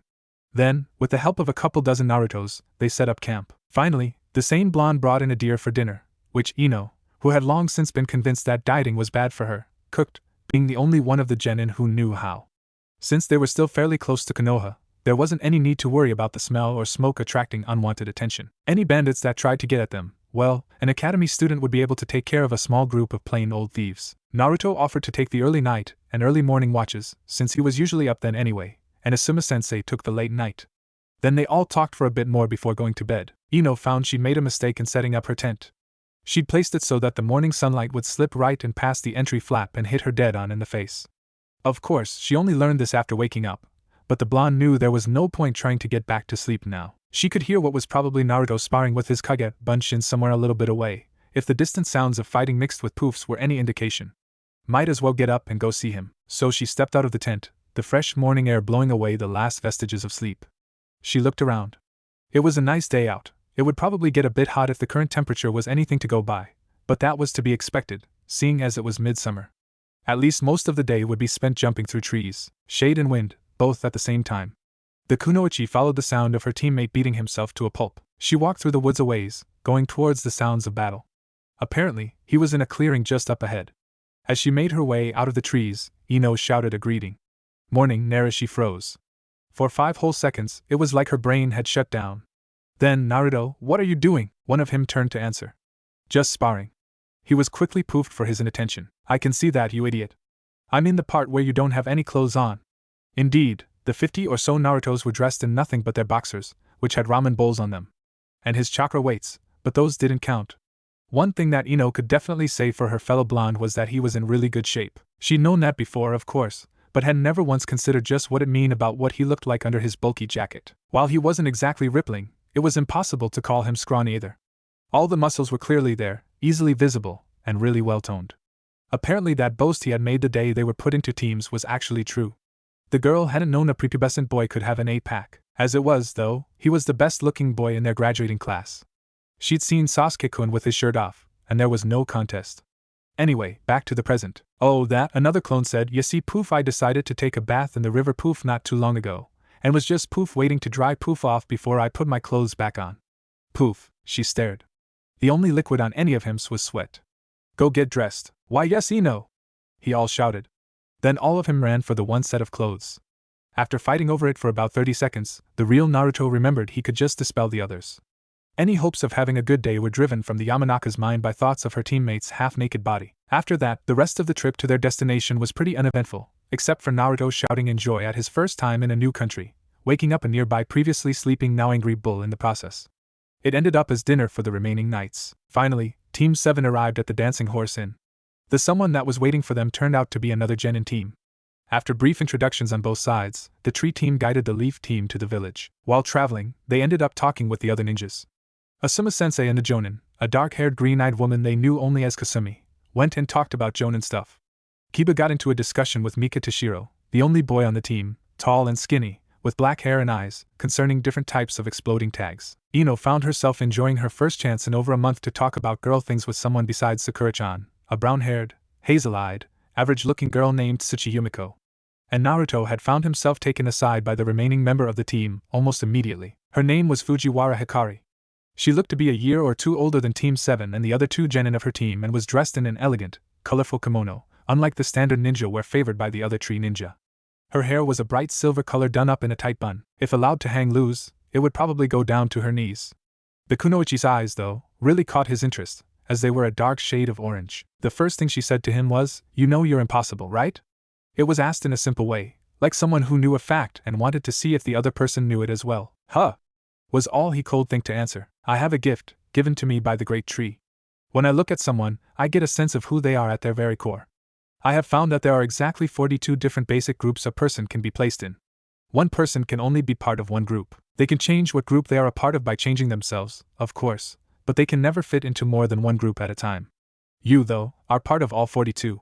She was speaking with something akin to awe in her voice. That was really confusing, but Naruto thought about it for a bit. Wait, So you're saying I'm, like, 42 different people at once or something? And what's the Great Tree? Hikari smiled. The Great Tree, well, you'll find out when we reach the village. But you, I'm not sure I'd put it quite like that. More like you have the potential to be and do literally anything and everything. And just so we're clear, this is you yourself we're talking about, not the monster inside of you. On hearing that last bit, the demon container didn't even think, he just acted. Spinning around, he grabbed the girl by the shoulders and slammed her up against a nearby tree, holding her there tightly and not noticing the fact that she made no attempt to resist or free herself. Instead, she just looked at him with calm orange eyes, with a bit of pain from the force of his grip. How the hell do you know about that? He growled out threateningly, completely ignorant of how everyone else had suddenly come to a stop at his actions. The calm stare continued. I told you, I can see things about people. Don't worry, I won't tell anyone. Naruto let her go, relaxing on hearing this last part. Thank you, and I'm sorry. Asuma-sensei tells me I tend to overreact where that's concerned. He saw the two jonins signal the others to ignore the incident and continue on. Regardless, the blonde knew his teammates would question him about it later. Apology accepted. It's perfectly understandable, considering how many problems it seems to have caused you, the silver-haired replied. They went on in silence for a little while until, so, what's it like, being able to see people like that? Must be pretty neat. Neat. Ha. Hikari almost looked amused. To tell the truth, it is oftentimes painful and unsettling. Many people will deny what they are, or lie about it to others. Being around people like that hurts. Something about the way she said that last bit caught the blonde's attention. Hurts? I'm guessing you don't mean like that hurt my feelings hurt, right? She sighed. No, I don't. It's an emotional pain, like a part of my heart is slowly tearing away. Sometimes, it is so great that it's actually physical. Then there's the fear, as well. Most of the people who know about my gift fear me. They don't like the thought of what I can see in them. She's just like me, the QB container thought, separated from everyone around her by something she had no choice in, though it didn't show on her face or in her speech, he could see the sadness in her eyes. If you would like, Hikari, I'll be your friend. Her orange eyes widened in surprise, something that probably didn't happen very often. Then she smiled. Yes, I would like that very much. Thank you, Naruto, you're welcome. Silence for a while more. The silver-haired girl was the one to break it this time. You'll be able to see the village in just a moment. Prepare to be amazed. Amazed was indeed the right word to use. They passed over a small ridge to find that the trees had suddenly stopped. Instead, there was a gently sloping valley, like a giant shallow bowl of grass cut into the earth.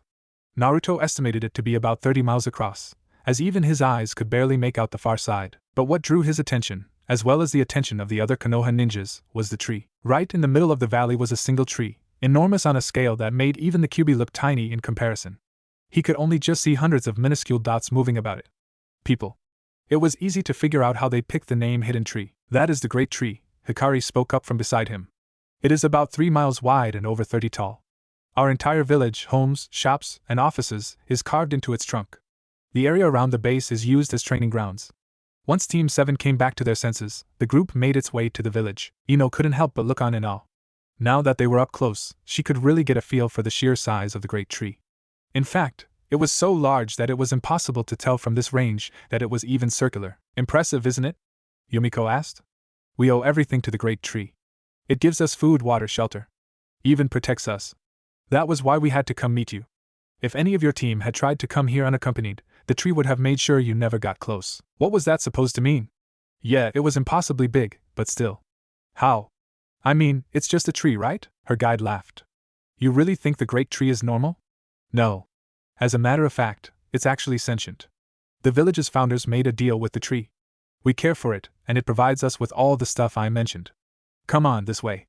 We're supposed to take you to meet the council. They followed the others, using chakra to walk up the side of the tree. As they climbed, the Yamanaka looked around her. There were wooden platforms every so often, with stairs, also made of wood, or ropes and pulleys connecting them. Going straight up like this was clearly just the faster method. The platforms would usually be right in front of a carved-out section of bark, probably a shop or house. Every so often, she would see people going about their daily business like living in a tree wasn't the least bit out of the ordinary. Then again, it probably wasn't for them. She couldn't help but notice the worry on everyone's face, though. Most tried to hide it, or pretend it wasn't there, but it was easy to see that something big was wrong, and they didn't know what to do. Even their escorts all had that worried expression. The only exception was that Hikari girl who was with Naruto, but she looked as though the end of the world wouldn't ruffle her. That reminded the blonde she still needed to ask her teammate about what the hell that had been between the two of them back in the forest. Yumiko had explained how the silver-haired girl had a tendency to say things that upset people, but she'd never seen the usually happy, energetic boy react so violently before. Kiba looked around, Akamaru sitting on his head, as the group walked down a long hallway carved into the tree. A long, torch-lit hallway. He turned to Toshiro. "Isn't that kinda, dangerous?" he asked, gesturing at the burning sticks jutting out of the wooden walls. "You mean the fire?" "Not as much as you might think. The tree is special, doesn't catch fire to demonstrate." He took one of the torches and put the flame up against the wall for a few seconds. Just as he had said, it didn't spread, instead just leaving a light scorch mark. "You really think we'd have our village be somewhere that could be destroyed by any Simpkatan jutsu?" When he put it that way, it was pretty obvious. Then he noticed something else weird. A small basin of water sticking out of the wall. Somehow, it was constantly overflowing just slightly, and the water would fall to the floor to be absorbed by the tree. He and Akamaru had been able to smell water the entire time they'd been inside the tree, but this was the first visible sign of the stuff. "Where's that water coming from? You know trees need water to live, right?" "Well, the great tree just gives us some of what its roots take in. Whatever we don't end up using just gets soaked right back up." "Ah. That made sense. Hold on. But if you guys are all using the tree's water, isn't that bad for the tree?" The black-haired boy grinned. "Ha. The whole village together only uses up the equivalent of a drop in a bucket. The tree takes care of us, and we take care of the tree." "Okay, got it." Silence stretched on between the two boys until Kiba couldn't stand it anymore. "So just what are we doing here anyway? Your village seems to be doing pretty well. I don't see what you need Konoha's help with. Especially such a specific request." He still didn't like this mission for whatever reason. It all looked reasonable enough, but there was just something about the whole thing that didn't sit well with the young Inuzuka. "It's not my place to tell you. Besides, we're here." Indeed, the hallway tunnel they'd been walking through suddenly came to an end, opening up into a large circular room that looked like it was probably used for meetings. It was pretty well lit, considering they were limited to firelight, and he could see about 20 or so people sitting on a long bench that went halfway around the room, several feet in from the wall. 3 more doorways led in besides the one they'd used, one to the far right, one to the far left, and one at the back. Kasumi, a middle-aged man, seated in the center of the group, demanded once they were standing in the middle of the room, "Are these the ones Konoha has sent to aid us?" The tree Jonin kneeled down. "Yes, honorable council member." There was a bit of muttering at that. "Never thought they'd send one so young." "Gen and team, sure they'll be able to handle it." The Inuzuka wanted to shout at these idiots for doubting them like that but didn't for 2 reasons. One was that they were obviously important, and he could get in serious trouble if he were to say the wrong thing. 2 was that he knew Naruto would beat him to it. "You people were the ones who asked for us. Someone who can do mind jutsu and someone with a lot of chakra. Well, it just so happens that we're the only team in Konoha that fits the bill, so take it or leave it. Hell, we don't even know what it is we're supposed to be doing here yet, but it's obvious something's wrong by the way everyone in the village is acting, something you need us for. So are you jerks just going to sit up there and doubt us all day, or do you plan on telling us what's going on?" Yup. His teammate could do a great job of getting his point across while at the same time insulting whatever idiot he happened to be shouting at, and also making sure they had no grounds to get back at him for it. The council was clearly stunned, if the complete lack of sound was any indication. Asuma-sensei reprimanded the blonde for shouting at the leaders of an allied village. Not that it would actually stop him from doing it again, if he felt he had to. Kasumi had stayed on her knees the whole time. "Honorable Council, the Kunoichi is Yamanaka Ino, heir to the famous clan of Mindwalkers. And Asuma-san here has informed me that the boy who just shouted at all of you has more chakra than anyone else in the village." Seriously? He'd always known Naruto had a ton of chakra, but the most in the village? How'd that happen? More mutterings, though this time the Inuzuka couldn't make out anything clearly. Then, all of a sudden, the silver-haired Kunoichi, Hikari he thought her name was, threw herself on her hands and knees. "Please, honorable council. I swear to you on my life that the boy, Naruto, has the required amount of chakra. If you truly do care about our home as you say you do, you will accept their help." An old woman rose to her feet and glared at the prostrate girl. "Who do you think you are, to doubt us like that? And you say you swear on your life? You know what the life of a tree-cursed one like you is worth. Nothing." The next thing Kiba knew, Naruto was halfway to the speaker, struggling to free himself from Asuma-sensei's tight grasp and radiating so much chakra he could see it coming off the blonde in small wisps of blue energy. At the same time, half the council members had jumped to their feet and started shouting. Then the middle-aged man rose to his feet. "Order!" An enormous presence filled the room in an instant, forcing everyone, even the speaker, to their knees. It was like the air had become heavy and started to crush them. But there was no chakra. After a moment, when the force started to let up, the dog boy realized that it must have been the tree. Council member Hisoka. He was facing the old woman, a stern expression on his features. "For violating Law 135, your expulsion from this council is now put to a vote." One by one, the council members, excluding Hisoka herself, announced their decisions. None of them spent any time considering beforehand. Kiba noticed that, for the most part, the older members voted to keep her, while the younger wanted her gone. The final result was 14-6 for expelling her. "Very well.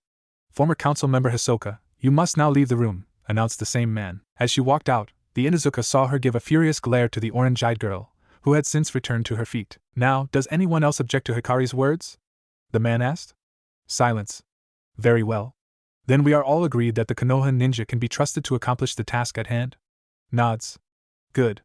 Konoha ninja, the reason we sent the aid request is because the great tree is dying, and we need your help to save it. Silence from the Konoha ninjas followed that announcement. For his part, Naruto just couldn't understand how something so big and complex and full of life as the great tree could possibly be dying. He could halfway feel a massive energy of some kind flowing through the wood all around him, and the idea of it ceasing to exist seemed as impossible as the sun going out. His teammates and sensei were clearly thinking along the same lines, going by their faces. And if it really was dying, what the hell were they supposed to do about it? But apparently the head council guy wasn't done yet. I can understand your skepticism. He need to remember to look that word up later. We didn't want to believe it at first either. After all, there's nothing wrong with it that can be seen through simple observation. But a couple weeks ago, many people started noticing that the tree seemed tired, as though it was using its energy elsewhere. We sent our only mindwalker to talk to the tree directly. She died, but not before letting us know what was wrong. The tree has been infected by a disease. A virus. Right now, nearly all its energy is being put into keeping the virus taxing over completely. Kanna, the mindwalker, was infected when she went to speak with the tree. She died in under an hour. The tree will probably only last another month, maybe a bit more, and signs of the disease should start showing up soon. At first, we panicked. For the better part of a day, the whole village was in chaos, but then we remembered the pact our ancestors made. The tree takes care of us, and we take care of the tree. So we all worked together, studying the virus in order to find a way of stopping it. We learned that it multiplies impossibly fast. It likely managed to spread throughout the entire tree in a matter of minutes. But once it has spread, it does not kill the host instantly. No, first it sucks out every bit of life the host has. Life, not chakra. It turns out that, while deeply connected, they are quite different. Chakra is, in fact, the key to killing the virus. We discovered that completely smothering the virus in chakra is enough to kill it. But if even the tiniest bit is missed, it will immediately spread again, making the effort worthless. When he paused here, Asuma-sensei spoke up. So that's what you need Naruto for. While everyone in the village working together would doubtless have more than enough chakra to flood the entire tree, there would still be all the places where the different chakras clashed. Tiny little gaps that normally wouldn't matter, but where the virus could survive. But what about Ino? You said the last mindwalker who talked to the tree, Kanna, died? What do you need her for? He was giving the man a hard glare, wanting to know just what needed his student to put herself in such danger. The man just took the bearded Jonin's words in stride. Kanna died because we had no knowledge of the virus at the time, or how to fight it. Simply flaring one's chakra for several seconds is enough to kill the virus in them. As far as why we need her, the tree will not accept the chakra of anyone who is not of this village. She will need to speak to the tree and explain the situation, as we no longer have anyone who can. Hearing all of this, Naruto found himself worried. Yeah, he had a lot of chakra, but that tree was huge. Did they really think he had enough to fill the entire tree, like the man said was needed? And more than that, there was no way he had the control to pull it off. Yes, he'd been improving in that area ever since joining Team 7, but the blonde could still barely pull off a simple henge without using almost twice the needed chakra. Something of his doubts must have shown on his face, though, because Asuma-sensei turned and spoke directly to him. Naruto, Hokage-sama has enough chakra that, released in a single burst, it would cover all of Konoha. You have more than twice the reserves he does. And if you're worried about not having enough chakra control, remember that there's still a month left to work on it. He had been so distracted by his thoughts that he didn't notice Ino had come up behind them until he heard her voice. I'm sorry to say this, but there might be a problem. I only began learning my clan jutsus fairly recently, and have not yet started on any of the ones that allow for what you are asking. The man seemed to consider this for a moment, before reaching a decision. You needn't worry, Yamanaka-san. While we no longer have anyone who can perform the Omoi Shinrin no Jutsu, mind entry jutsu, the scroll teaching it is perfectly accessible, and as your sensei pointed out, you have a month at your disposal. There was some muttering at this. Apparently, they hadn't planned on giving out jutsu. And as for you, spirited young Naruto, there is a chakra exercise you will find very useful in preparing for your role. The muttering increased. Then one of the council members, another older one, male this time, had decided it was enough. Head council member Tanaka.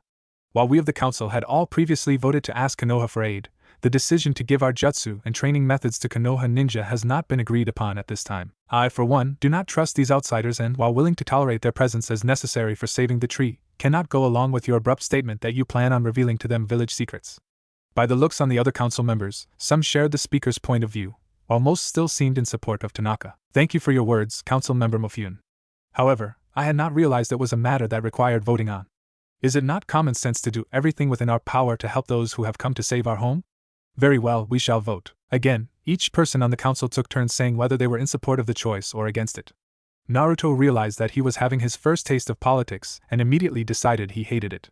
When he became Hokage, all those fake smiles and fake words would have to go. He looked over at Hikari to see how she was doing amidst this room full of people pretending to be things they weren't, and found her standing with eyes closed. Of course, her ability didn't do anything unless she saw someone. Voting finished, Tanaka announced. By a vote of 12 to 8, we have decided to give any aid within our capabilities to the team from Konoha. If that is all, this meeting of the council will now be concluded. Elections to replace former council member Hisoka will take place in 3 days' time. Kasumi, you and your team are to lead Yamanaka-san to the Jutsu Vaults to get the scroll on the Omu Shinrin no Jutsu and instruct Naruto-san in the chakra flow exercise. Understood, Tanaka-sama. And she led them back out the same way they had come in. No! Don't push the chakra into the wood, let it flow, just like the name of the exercise suggests. Kasumi-sensei? Was reprimanding Naruto, after the boy had just overloaded his 5th cube of wood with chakra, turning it into sawdust and splinters in his hands. Several yards away, Ino was seated on the grass, reading through the scroll for the jutsu she would have to learn. No doubt Kiba would be her test subject for figuring out the jutsu, but that wouldn't come until later. Right now, the only genin of Team 7 to not have blonde hair and blue eyes was feeling pretty damn useless. What's the matter, Kiba? He turned to face the speaker. Hey, Asuma-sensei. I'm just feeling kinda bored right now. Nothing to do, you know? The man gave him one of those you're not fooling me looks. So, in other words, your teammates are training to try and save a village, while you're wishing you could do more to help them and at the same time feeling jealous that they both have something special that makes them useful here and you don't. Am I close? The dog boy felt his jaw drop. I think you just hit the nail on the head, sensei. Haha, the bearded jonin laughed. See? I'm not completely worthless. Then he turned serious. And neither are you. Just because it looks like there's nothing for you to do doesn't mean there's nothing you can do. Remember, you're still the best tracker on the team, and you've got Akamaru as well. The man's voice dropped in volume to the point where the Inuzuka could barely hear it. Also, don't tell the others this, because I don't want to distract them, but I talked to Kasumi-san a bit about that old woman, Hisoka. I have a feeling she might cause trouble.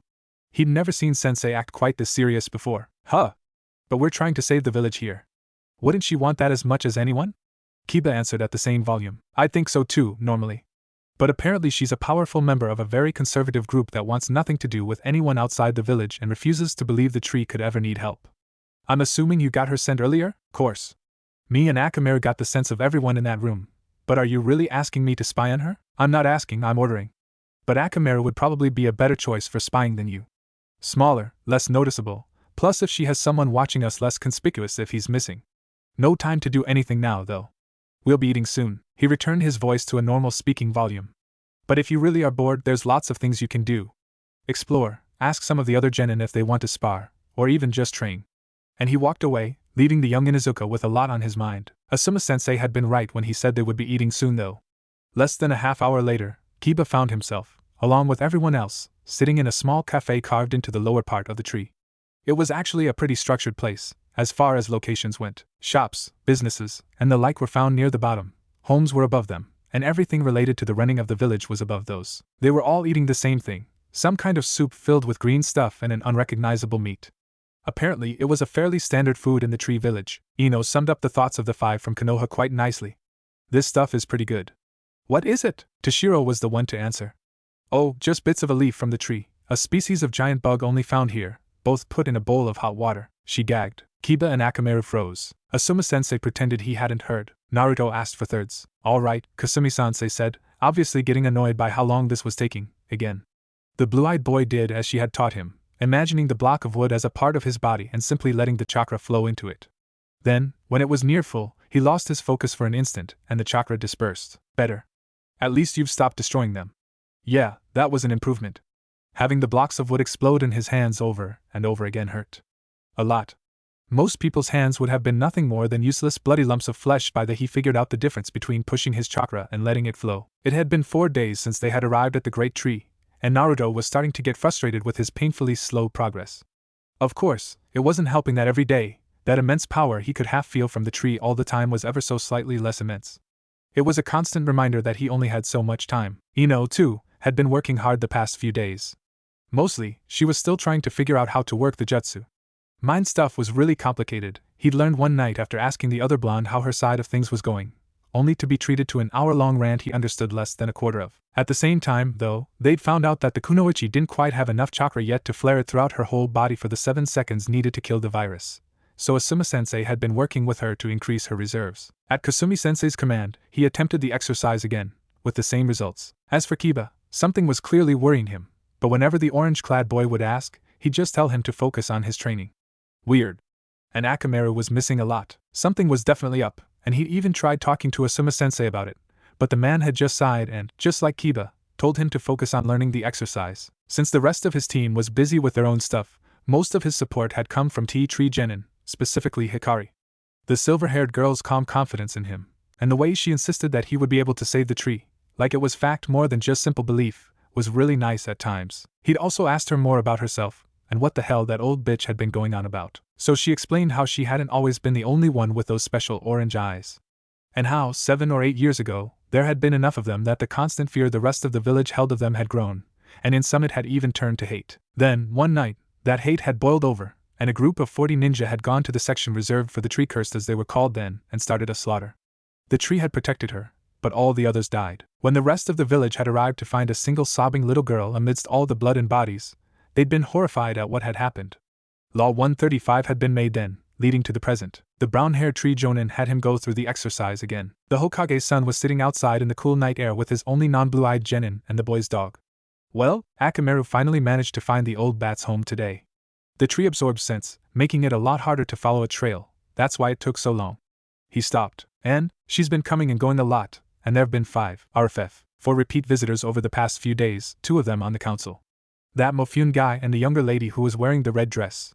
Hisoka herself was out most of the day, but Akamaru was too late to see her leave, and she went through some crowded places where he lost her scent trail. She came home late and went straight to bed, and that was it. Asuma considered all this for a moment. Looks like I might have been right then. For someone who was just suddenly kicked out of a high political position, she's being far too active. Keep on her, and Kiba, I want you going around too. Stay away from her house, though. Just wander around the village and keep on the lookout for anywhere she might have been. Chances are you'll get lucky eventually. Now get back to bed, I'm going to have a smoke. Once the boy and his dog went inside, he did indeed take out a cigarette. He also turned to the other chakra signature nearby. You live here and know the people involved. What's your opinion on all this? Kasumi moved to stand next to him. My opinion is that you need to teach your student how to give a report. He's young, and it's his first time doing anything like this for real. Give him time. Now about Hisoka? The woman became serious. She's definitely up to something. That woman almost never goes out around the village, especially in crowded areas. Hates crowds, as a matter of fact. The other 2, Mofune and Yumi, are pretty much her underlings. Not too surprising they'd be visiting. I just wish we knew more. And how's Naruto coming along? He asked, having not had time to spend with the blonde today. The green-eyed jonin sighed. Very slowly, and I can tell it's frustrating him. He's a really interesting kid, you know. Asuma decided to cut her off before she could ask. No, I'm not going to tell you anything I haven't already. That boy has enough people nosing around his life as it is. You're certainly right about him being interesting, though. Good night, Kasumi-san. Good night, Asuma-san. It had been 2 weeks, Naruto mused, as he sat on the edge of the platform in front of Team 7's living quarters, dangling his legs out over the 10-mile drop.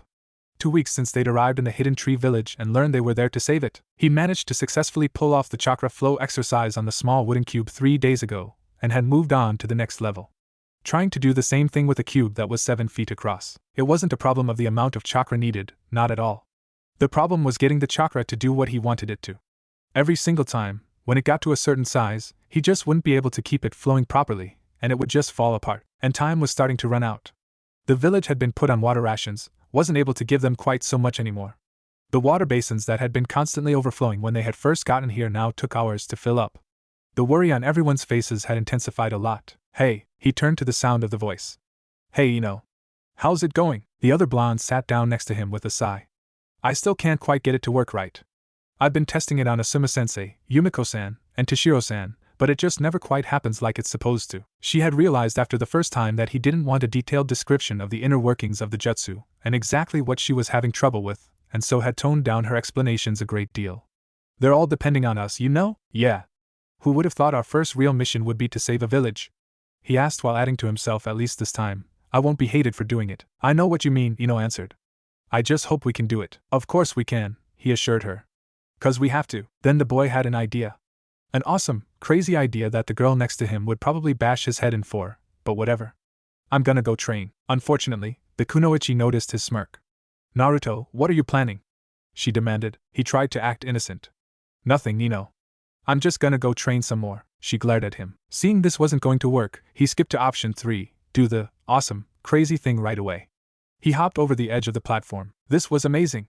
Like the whole world had gone away, and it was just him, and the wind hurtling past. The sensation of freefall, just being completely weightless, was words couldn't describe it. He twisted in midair, now going face down, his arms tucked at his sides. Naruto felt himself speed up even more. He lost track of just how long he spent like that, falling into nothing, the wind whipping past. It was definitely over a minute. Then the ground started to close in.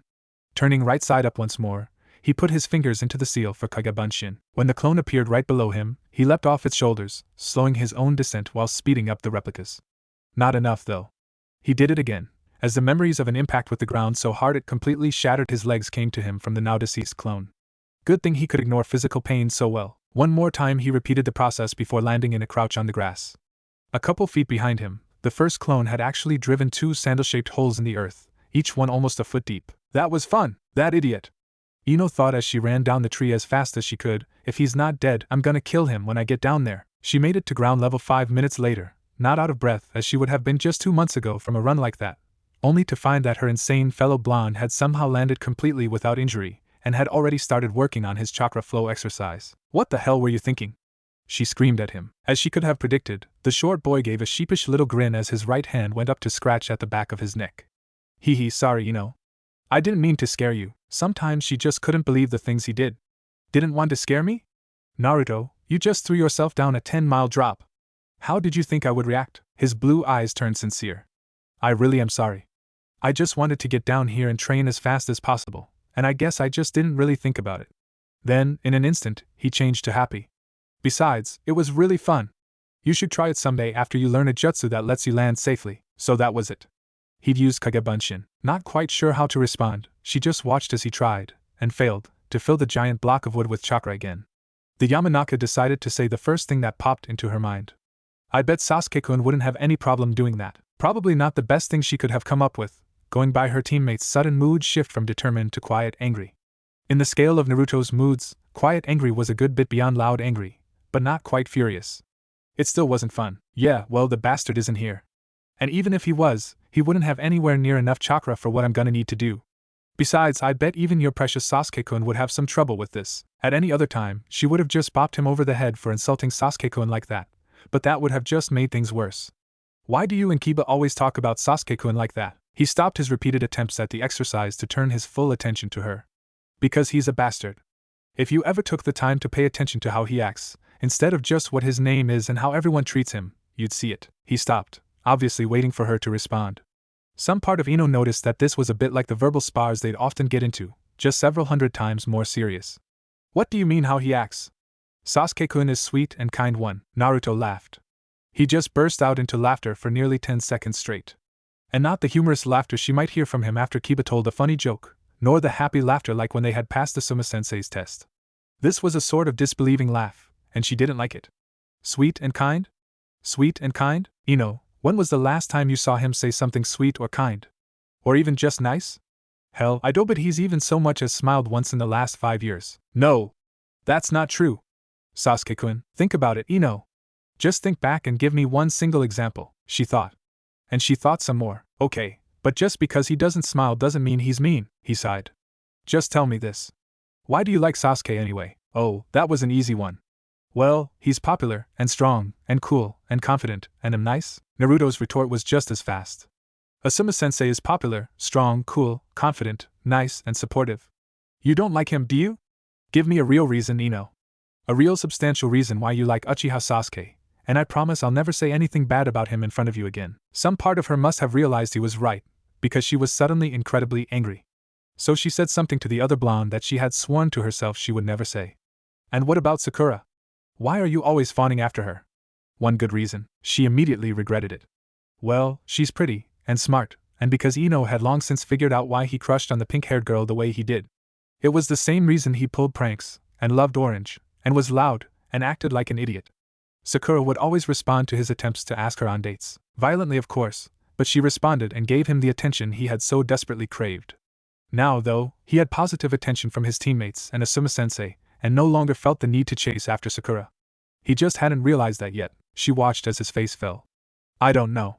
Why did I spend so much time on her? The part of the Yamanaka's mind versed in psychology realized that worrying about the possibility of long-held beliefs being false wouldn't do either of them any good, especially when a village was depending on them for its survival. So she did something about it. Hey, let's say we both promise to forget this for now, and next time we meet up with Sakura and Sasuke, we both take a good look at them and decide then. Okay. Naruto considered this for a moment before smiling. Yeah, that sounds good. Right now, we've got a village to save. And he returned to his training with newfound energy. Akamaru had followed the old lady like he was supposed to. He was hidden in a hole in the wall near the floor in the corner of the room. None of the humans would see him unless they looked right in the hole. Humans couldn't smell very well, so they wouldn't find him that way either. And he was staying silent, so they wouldn't hear him. There were a lot of humans in the room. They were all looking at the old lady. The old lady started to speak. He had trouble understanding humans sometimes. Brother Kiba wanted him to listen though, so he did. The old lady talked about how the tree was dying. She said it was because of the girl with the orange eyes. That didn't make sense, but the people listened. Then she talked about Brother Kiba and his packmates. She said that their being here was making things worse. She said about how they were breaking ancient customs. That didn't make sense either, but again the people listened. Then she asked the people for help. They agreed. She told them to go on like normal. She said she would tell them when she needed them. After that, she stopped speaking. The people started to leave.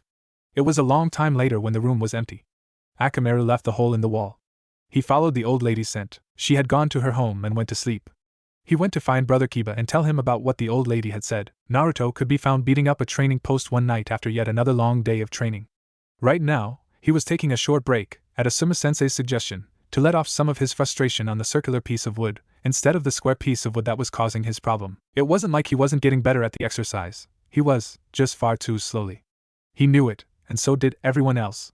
He was trying his hardest, but his hardest just didn't seem to be enough. The tree was dying. It had been over 3 weeks now, and even a blind idiot would be able to tell. The wood felt drier, rougher, water was limited to a couple sips per day, and that massive ever-present energy was now small enough he could actually measure it and feel it decreasing. When he concentrated, that is, most of the time, he could hardly feel it at all. And it was all his fault.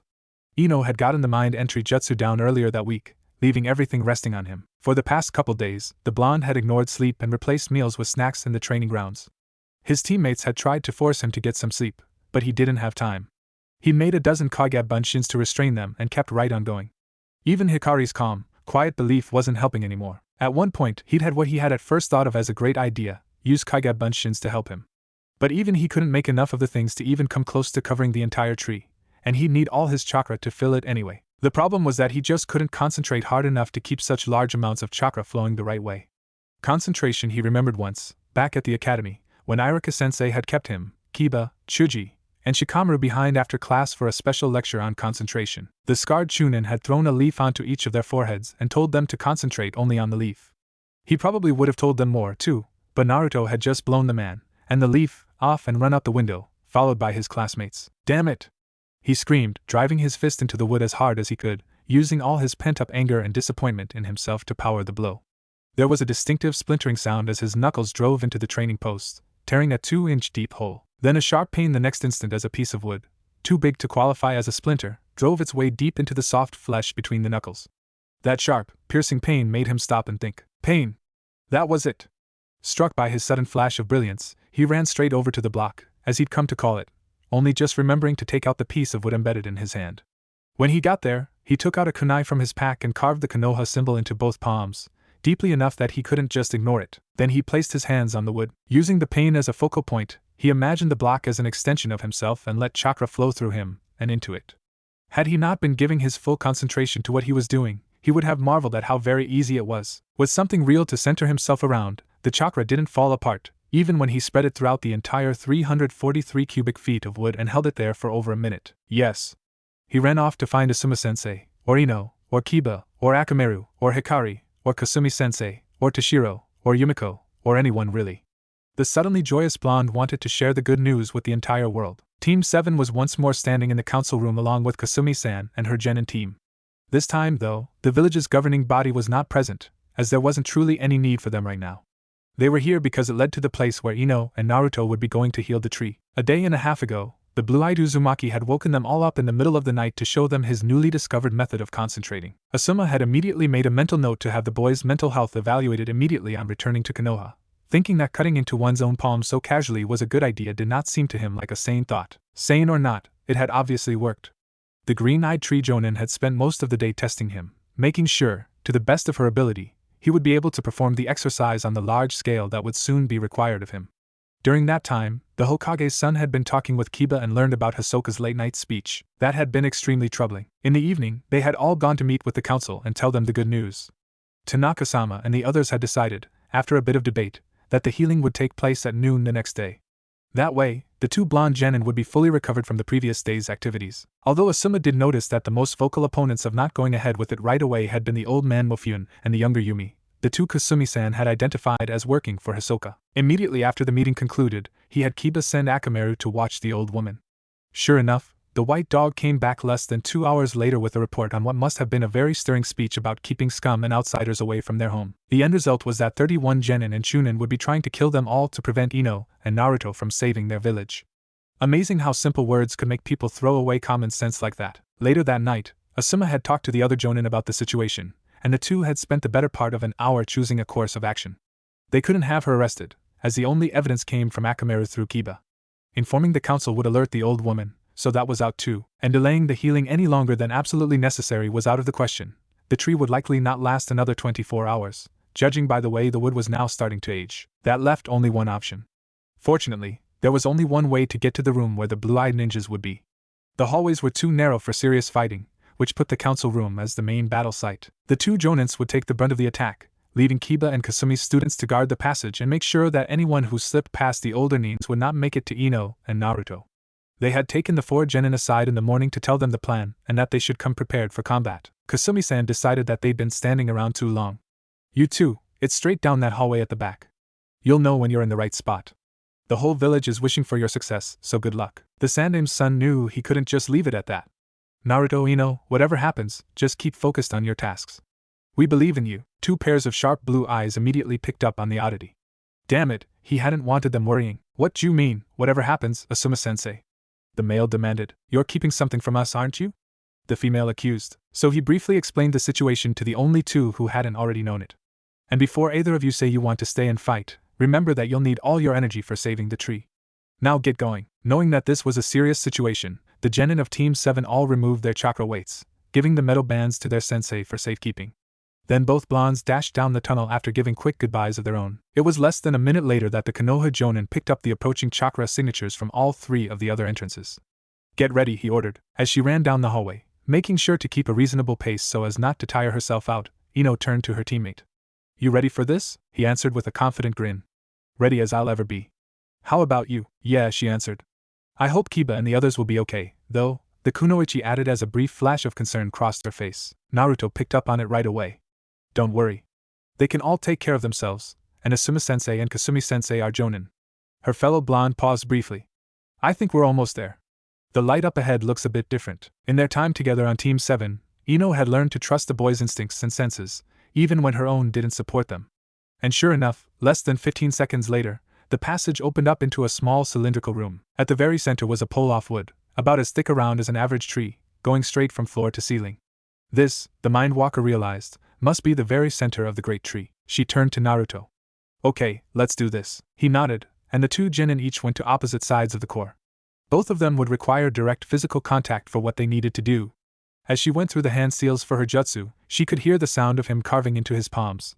Ino didn't let it distract her, despite the fact that it was completely sickening. Finishing her seals, she placed her hands on the wood. Omo Shinrin no Jutsu, Mind Entry Jutsu. Suddenly the Yamanaka found herself inside the tree's mind. It was a surreal experience, as unlike the human mind she had practiced the jutsu on, the mind of a plant was not rooted in the physical. It was more a combination of thoughts and sensations, made up of all different kinds of energy flowing all around. She herself was little more than a mass of chakra and thoughts, floating in this place. And she could feel the virus as well, everywhere, slowly sucking everything up like a black hole, until there would be nothing left. You are not one I know.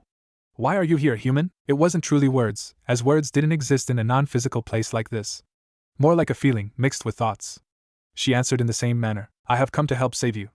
My friend can rid you of the virus that is killing you, but for him to do so, You will have to accept his chakra into yourself. I understand. I will need to communicate with this friend of yours. Ino panicked. She didn't have any way of bringing someone here with her, the jutsu was only meant for one. So all of this would be for nothing, and the tree would die. And now because she. Then Naruto was there, just like that, and the girl found herself shocked still for a moment. In this state, the boy's presence was extraordinary, making her feel insignificant by comparison, and it gave her definite proof of her belief that her friend was completely contradictory within himself, as, at the same time that she could feel him, everything she had come to know him to be and more, she could feel something else as well. Something entirely different locked away deep inside of him. Something destructive, and evil, and powerful. He was clearly confused. What the hell? Ino, hi. The tree, wanted to communicate with you. As much as her brain would have normally made her use the word talk, it just didn't seem right in this instance, as no words were being used. You can cure me of this virus, child? The Yamanaka could pick up the echo of what the tree asked him. He took a moment before answering, seeming even more confident than normal thanks to his sheer presence here. Yes. Yes, I can. The tree seemed to consider for a moment before responding. Very well. I will allow your chakra into myself, but you must keep that which is inside you safely locked away. A complete seriousness, deeper than any she had ever felt before, radiated through the boy's being at this. I have been doing so since the night of my birth. I will not fail now. Ino couldn't help it. She was curious. Naruto? What are you referring to? His reaction was extremely unsettling. A powerful burst of pure unadulterated terror came from him, so strong that she was frozen momentarily. Naruto, the boy who had always seemed born without fear, was terrified to an extreme she hadn't believed humans to be capable of. Just as fast as it came, though, it vanished, as if it had never been. I'll explain it some other time. Child, return to your body and do what you will. You, human, shall remain here to assist the child in what ways you can. Then Naruto vanished, leaving the girl temporarily disoriented and very confused.